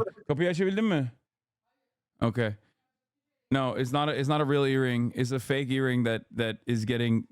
I mean, all of these are admissions of defeat. Yeah. I need to see the CNN poll so badly. Tim Walz learns about Harris, the Taylor Swift endorsement in real time. All right, I got to go pee real quick. I'll be back while this plays. You can speak if you want. While we have been talking, somebody's just handed me something, and I'm going to do sort of a not very TV thing, and I'm going to read it to you in totality. I'm going to read you the whole thing because this was, I don't think you know about this, but this was just posted online by a woman you might have heard of whose name is Taylor Swift. And she has posted this online along with a photo of her cat. And I'm going to read to you what she just posted. Quote, like many of you, I watched the debate tonight. If you haven't already, now is a great time to do your research on the issues at hand and the stances these candidates take on the topics that matter to you the most. As a voter, I make sure to watch and read everything I can about their proposed policies and plans for this country. Recently, I was made aware that AI of me, quote me, falsely endorsing Donald Trump's presidential run was posted to his site. It really conjured up my fears around AI and the dangers of spreading misinformation. It brought me to the conclusion that I need to be very transparent about my actual plans for this election as a voter. The simplest way to combat misinformation is with the truth. Then she says, quote, I will be casting my vote for Kamala Harris and Tim Walz in the 2024 presidential election. I'm voting for Kamala Harris because she fights for the rights and causes I believe need a warrior to champion them.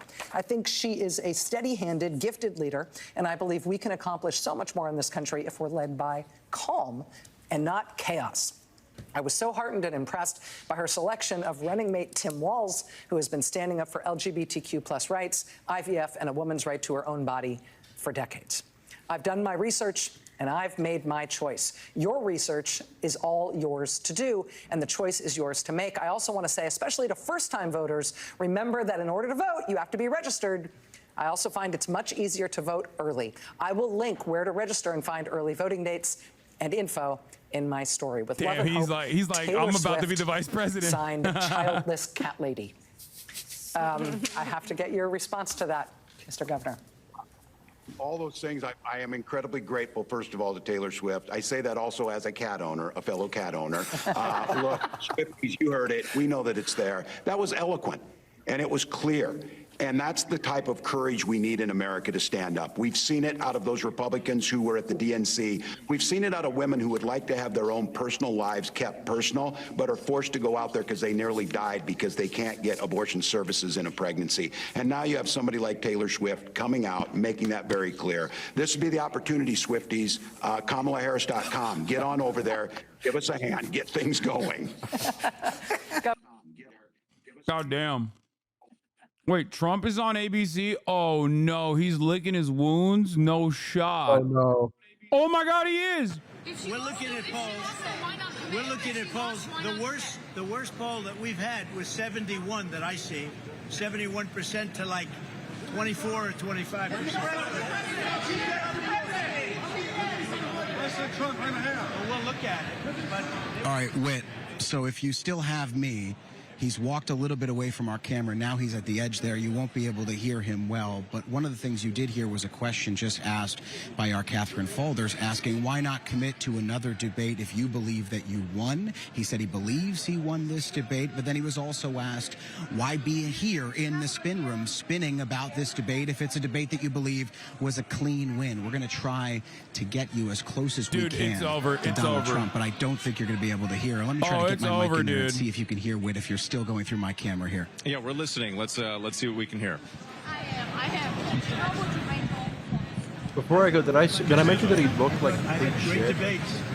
I thought this Did you mention, like, what? What? Did he look like complete shit? He looked awful. Oh, yeah, he looked so angry and disheveled. People were saying he looked darker than Kamala. Well, I thought she was not very good tonight. She didn't protect the vice president. He's, the office of the vice president. And certainly, if you take a look at it, she was terrible with respect to the president. She's trying to get herself away from Biden, and she wasn't able to do that tonight. I think it was a big thing. They wanted to disassociate with Biden, and they weren't able to do it. What did you think about Mr. He is crashing out. Mr. President.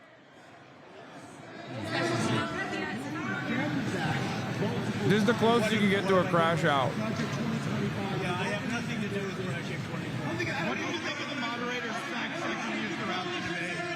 Well, I think the moderators were very unfair. I actually thought they were just average.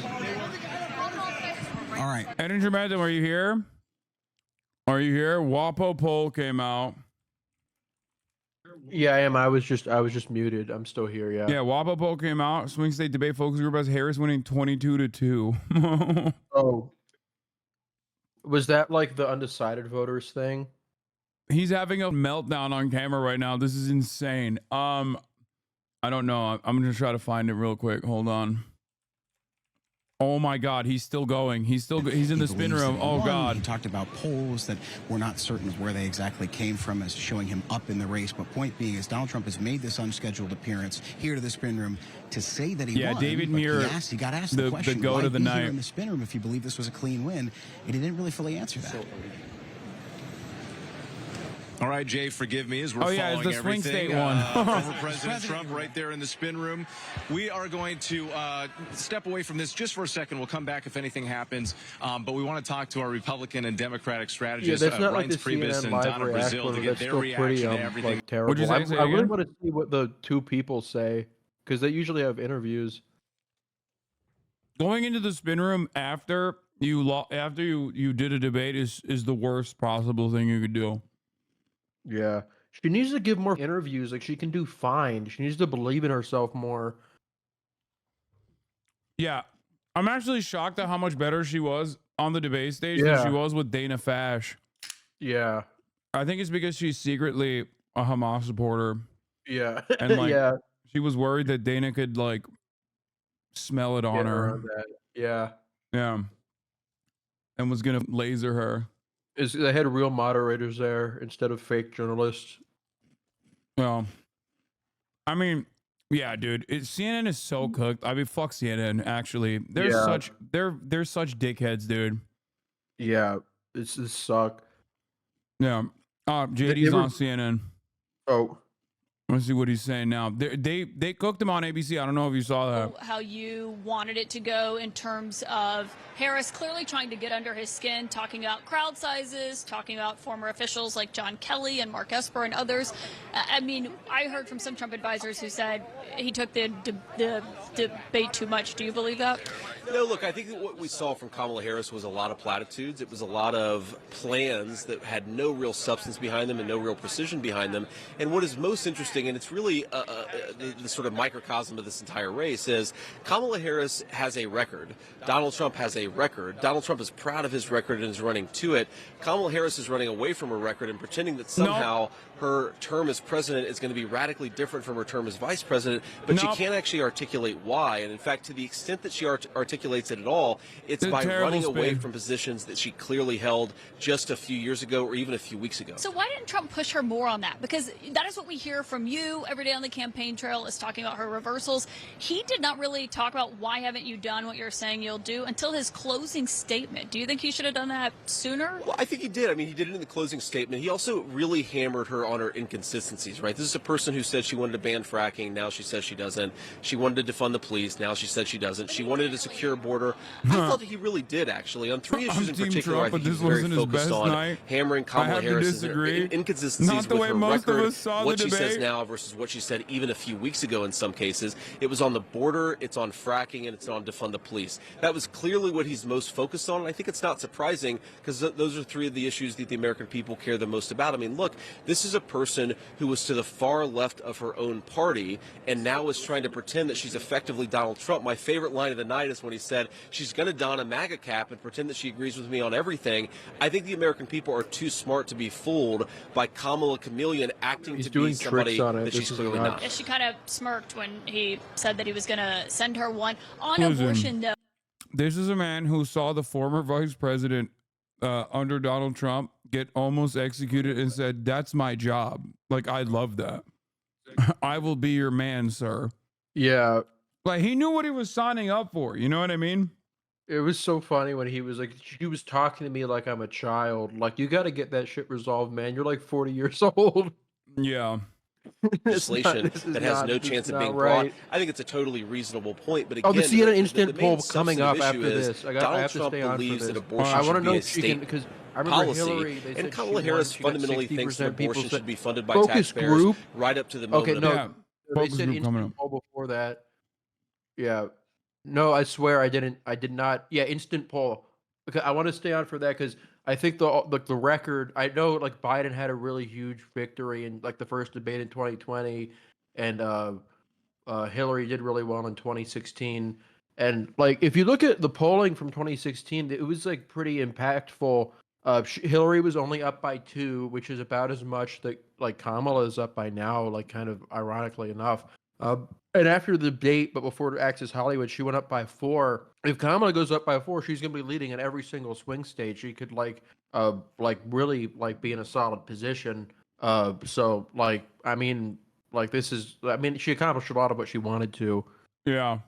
JD Vance trying to spin this is so and the question so of how shitty. far he would go is terrible to position me, for him to like be a in. semantic thing that doesn't actually make sense. They It's an love absurd making him do shit like proposition. this. It's never going to happen. And I think what President Trump is saying is, I don't like to deal in these absurd hypotheticals. Dave It's Portnoy not going to says he doesn't happen, think it's and he's going been well for clear that he Trump. doesn't support it. Well, I think over. there may be some women voters who would like for him, would have liked for him to answer.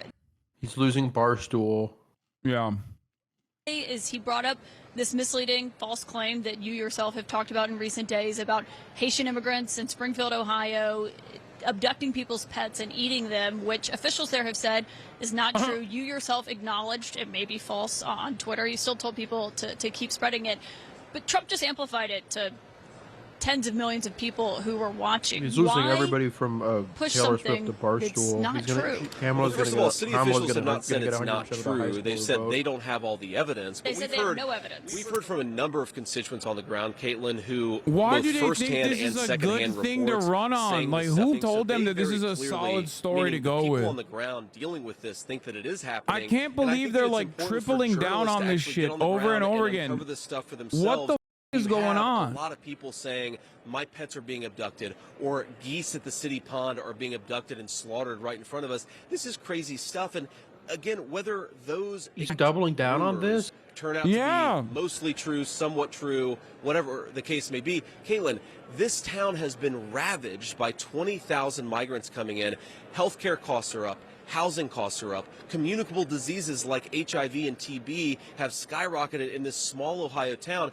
This is what Kamala Harris's border policies have done. And I think it's interesting, Caitlin, that the media didn't care about the carnage wrought by these policies until we turned it into a meme about cats. And that speaks to the media's failure to care about what's going on in these communities. If we have to meme about it to get the media to care, we're going to keep on doing it because the media should care about what's going on. I saw you say that. I think the media does care about it. I just read a very lengthy report in the New York Times on it. PBS NewsHour did a whole story on it. But can I ask by you? us but talking you about said- it and bringing it up, nobody cared about this until we raised Senator, this you issue. talked about. Senator, you talked about that your office has gotten a lot of reports. I mean, if someone calls your office and says they saw Bigfoot, that doesn't mean they saw Bigfoot. Why? I mean, you have a sense of responsibility as a running mate, and he certainly that's does as formerly the candidate Daily to not Wire's promote false Caitlin. information, Look, right? Caitlin, it's a totally fair point, but nobody's calling my office and saying that they saw Bigfoot. What they're calling and saying is we're seeing migrants kidnap our dogs and cats. Yeah, it's a fake story. You just believe it, dumb Now, again, fuck. I have a responsibility as a United States Senator. I think the media has a responsibility as an institution that cares about truth to actually take people seriously when they say their lives have been ruined by this migrant crisis. And again, if every single thing that the media says about this story is false, the verifiable facts are that this community has had their lives destroyed by 20,000 migrants coming in and uprooting life. Again, officials said no credible evidence of the claim. But Senator J.D. Vance, thank you for joining us with Thanks, your Caitlin. debate reaction. Jake, back to you. Oh my gosh, she wasn't a Daily Wire. She was in the Daily Caller. That's so much Interesting worse. comment. I mean, looking at a New York Times story from 8 days ago about the immigration crisis in Springfield It's like and even the problems worse, created right? there, saying we have to make up nonsense that isn't true so that the media covers things that the media is already covering is an odd defense. But I digress. Oh, Chris? so there is an immigration crisis in Springfield, Ohio. Thank God, CNN. Thank you for defending this very real thing that's occurring. God, I hate these pieces of shit so much. These monstrous pieces of shit. I swear to fucking God. There was a labor shortage in the in like the town. They were like they didn't have enough workers. It was like a lot of them like said this was like a big benefit to them. But Yeah, a fucking lot. Like whatever. I've seen like 8 different business owners be like, the Haitian migrants have been awesome. Like they've been working really hard. They're great. Yeah, there was some story where like some like pastor was like, these guys are religious as hell. I have like all these people are finally going to like the church again. Yeah, I've been begging the media to ask a very simple question for months that David Muir, my sexy idol, finally asked, who was like, walk us through the steps of how you would deport 11 million people. Yeah. And of course, predictably, Trump did not respond to that and talked about how they're eating, the migrants are eating cats or whatever. That But and the healthcare stuff, it felt like it was like going into like the real world, like we're like the sane universe. what was this? She wasn't at the Daily Caller. What was she at? I thought Caitlin Collins, like she used to work for like the Daily Wire or the Daily Caller or something. She did work at the Daily Caller. She worked at the Daily Caller. Yeah.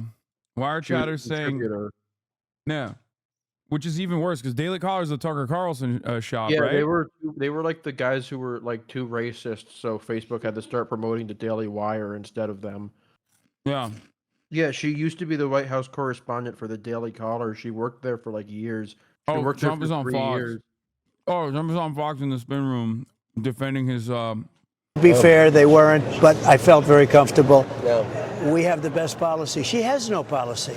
You know, one thing that interested me, because I've known you for a long time, and one of the things that I was watching in you tonight is that you were all business. You know, a lot of times when you're at your rallies or we do a town hall. Sean, they're destroying our country. Is that what it was? Is it the seriousness of the moment? There's nothing to smile about. You know, I'm a good smiler, but there's nothing to smile about. They're destroying. We have 21 million people that have been released into our country, and many of them are criminals and terrorists and people Lincoln from Riley, mental institutions. Rachel Morin, Yeah. Jocelyn Nungary. All dead. I list all these names on the show of people murdered, people raped, people victims of violent he's crime. memorized Names a lot of people never. 26 people's names. 26. I was with them. That's insane. I was with them. Who else you've met other just families? You met the incredible. families of I met them all. Afghanistan. Nungary. I met. You met Nungary's family. Yeah, I met 5 or 6 of them. Not even talking about the 13 soldiers that were killed in Afghanistan, the families of the 13 soldiers, which Biden won't even talk to, and he's the one that caused their death. Just as if he had a pistol in his hand, he and her caused their death. Just as if literally they had a gun in their hand. Yeah, it's pretty amazing. When you're in a situation like that, what is going through your mind? What goes on behind the scenes? How do you prepare for your debates? Well, I think I always say I've been preparing all my life for these debates. You know, you can't go in like she did. She goes into a room and she memorized lines, more or less. I thought I got one cute one. I'm talking where I said, I'm talking. When she started interrupting, Yeah, she said that to Mike I Pence. wanted to I'm get speaking. even for that. You know, that was not very nice what she did. But no, I thought it was. That was cute. He did hit that. He practiced that. It's interesting that the one line that really stuck out that did make me laugh out loud is when you said you're going to send her a MAGA hat. There are a lot of positions now. All of a sudden, she's come over to your side. She's been against the border wall. She's been against. There's only one problem. Yeah. If she ever won immediately from the day after that election, everything would go back to confiscate your guns and forget about oil and everything else. You know, they were cutting back on oil way back. They got rid of Anwar, the biggest oil site perhaps in the world in Alaska. They did things that are so bad and so destructive, but energy prices started doubling up. And she immediately went back to the Trump plan. But I would have been now 4 times higher than they are right now because that was 3.5 years ago. Right. When she cut it, she cut everything out. She went to wind and went to all this other stuff that doesn't work from an economic standpoint and even a visual standpoint. I don't get the wind. You take these gorgeous plains and deserts and all this stuff. They put these windmills up. They go up like a 30-story building in some cases. They destroy everything. They cut out all, and the environmentalists say, aren't they wonderful? But it's the most expensive form of energy, and it's never going to do for our country. So if we look at the issues on the economy, on immigration, on law and order, on energy, and America's role in the world, is there anything you can point to that you would say they have been successful on? No. They have been unsuccessful at everything. And even the economy, I said, as part of the economy, you've let 21 million people, more than that, I think, with all the gotaways. What were you saying during the debate about one of the killing our presidents economy. down ballot votes? Oh, it's when he was like, it's when he literally was like, oh, you can't pass any of that. You can't pass any of that because the Senate is 50-50. It's like, you never want to say that, dumbass. Like, now you've given a perfect opportunity to the Democratic Party to be like, Trump's right. That's why we have to win the Senate. And that's why we have to win the House. You know? It's like... They're literally running in like these states, like in Maryland, like against Larry Hogan. They're saying that these like Republican votes are going to stop them from bringing back Roe. And like Vance is literally just saying, "Oh yeah, they're right. Anybody who votes with McConnell is going to vote like against this stuff." Yeah. Oh, CNN is back and they're doing the focus group. About the debate. Yes, I need it. I need it. Yeah, Anderson, we talk about how critical Pennsylvania is for each candidate's pathway to 270 electoral votes.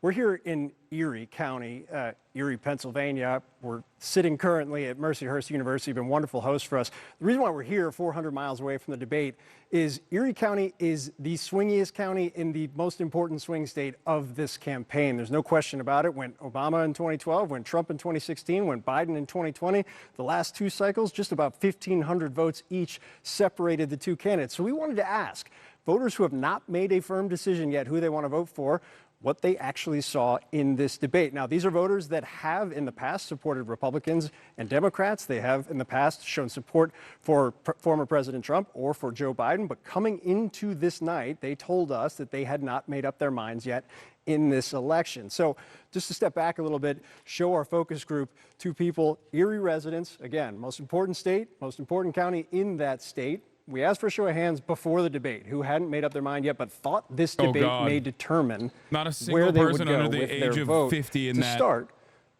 with this debate, who do you think won by show of Erie hands? residents. Former President Trump. Two, I'll give it 4, but tentative. 2 over there. What about Vice President Harris? Damn! Damn! More hands. For those of you who thought this debate could be determinative, how many of you have made up your minds based on what you saw tonight on stage in Philadelphia? Raise your hands. It's not. All right, Oh. I want to ask you why. What did you see that brought you to a conclusion? I think it's important to remember that we are voting for the leader of our country and not who we like the most or who we want in our wedding party, but who is actually going to make our country better. And we're in an incredibly unique situation where we've had both of the candidates in office before, and we've gotten to see what they would do. And when facts come to facts, my life was better when Trump was in office. The economy was higher, inflation was lower, things were better overall. And now with Kamala's administration, things haven't been so fantastic. And she's saying she can fix the problems that her administration has caused, but I just don't know if I can afford to take that risk. Were you leaning towards the former president coming in tonight? Probably. And did you vote for him in 2016 or 2020? I did. So, decision made there. What did you think? As to who I would vote for in this election, I strongly felt Kamala was more optimistic, more respectful. I thought she had plans that she tried to describe in the minutes worth of time that she had. I mean, they really were limited with their time. So, I don't know, I just felt more strongly for her as opposed to her opponent. I want to talk about some of the moments of the debate because, as we told you guys before, Bro, every the time debate, I think about like swing districts in swing states and I hear from like undecided voters in said swing districts in swing states, I am reminded that the Electoral College and the current way that it's structured is the dumbest possible way to do elections. Like these people barely know how to exist and be human. Like what the I feel like they're operating on an entirely different plane of existence. Because they're radical. The Democrats are radical in that. And her vice presidential pick, which I think was a horrible pick, by the way, for our country, because he is really out of it. But her vice presidential pick says abortion in the 9th month is absolutely fine. He also says execution after birth. It's execution, no longer Very abortion, democratic because the from you, baby bro. is Shut born the f up. is okay. Hey, dumbass, I'm saying I'm advocating for more democracy and not less, because the election should not be left up to like one district in one swing state. Like you're anti-democracy in this situation. Like if you're pro-electoral college. Government, and Donald Trump certainly should not be telling a woman what to do with her body. Now, that sound, obviously, that moment was a critical moment, not just for the debate on one of the critical issues of this campaign on the issue of reproductive rights and abortion, but it was also one that garnered significant reaction from our focus group, which I want to ask about right now. For those of you who responded positively to Vice President Harris's answer, tell me why. Yeah, please. I responded positively to her answer because I do struggle with the abortion issue, and I don't know that she and I agree, but I don't know that, like she said, that government should be in charge of people's decisions. And I think that when she was talking about situations of rape and incest, I think that those happen more than we think that they do. And I don't know, I just felt her impassioned response and that she would carry it out. And that resonated with you in the moment. Yes, it did. Who else had a positive response? Go ahead, please. I felt like it was her most genuine and passionate that I saw her pretty much throughout it.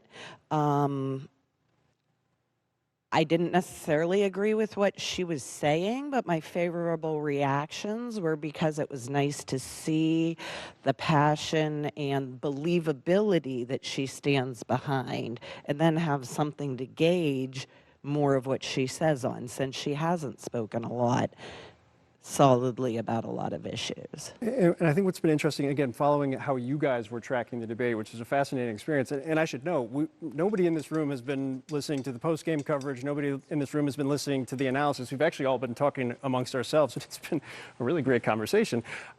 There was another critical moment, and this was Donald Trump's best moment based on your guys' responses, and it was when he was discussing Afghanistan. Listen. We were getting out. We would have been out faster. No one cares about this. I will always push this. No one cares about this, okay?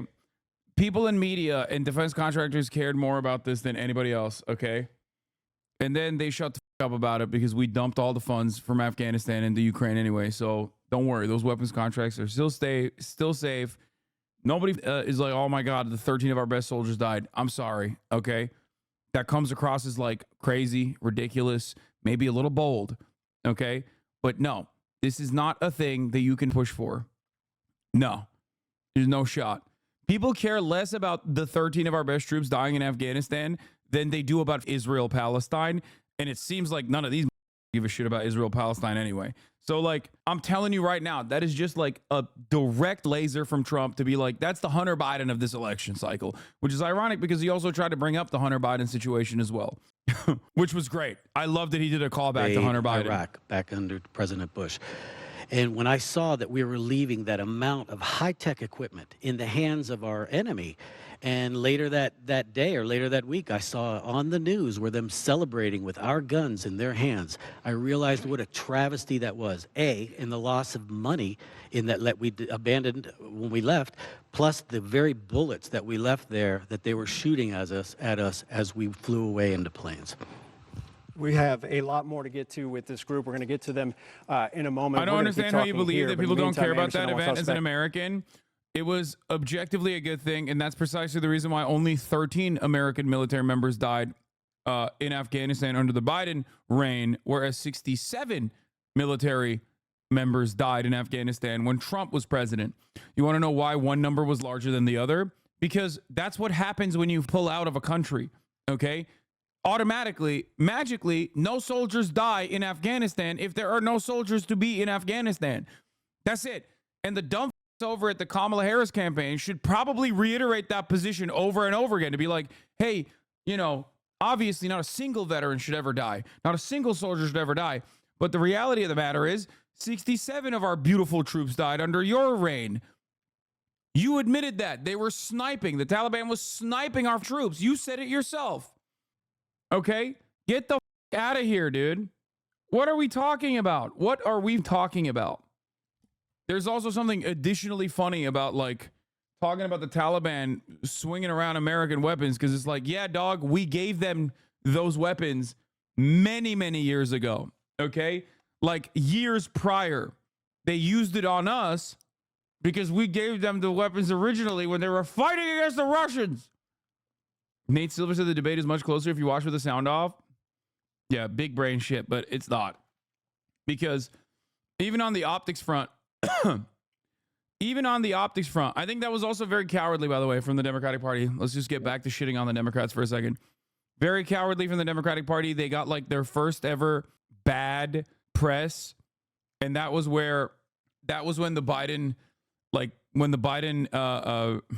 honeymoon ended, basically. When the Biden honeymoon ended, and the media started like ripping into the Biden admin for pulling out because they're monstrous pieces of shit and care only about their defense contractors that run ads on their website at the top of the hour for 3 minutes, which of course you can avoid by subscribing. The debate is so close if you don't use any of your senses. Yeah. The debate is so close. I closed my ears. I closed my eyes. I, lost my sense of taste. And that's why it was close. Now, the real question is this consequential?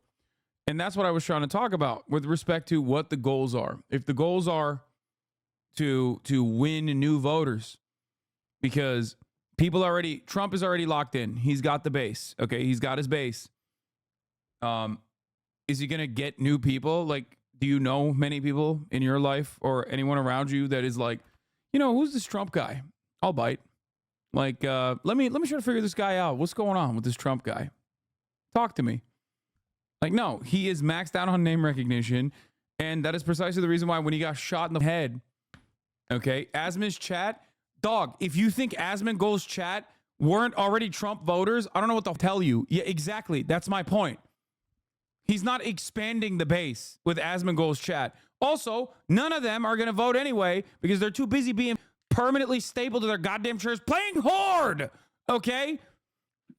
Shut the up. Asmongold's audience is going to vote Trump. Oh my God, I can't believe it. No, they're not going to vote for anybody because they don't. Okay? Anyway, regardless, even Asmongold's chat had a poll with Harris getting 40%. That's crazy. Yeah, that's way higher than I would have thought. Yeah, like this is, shocking.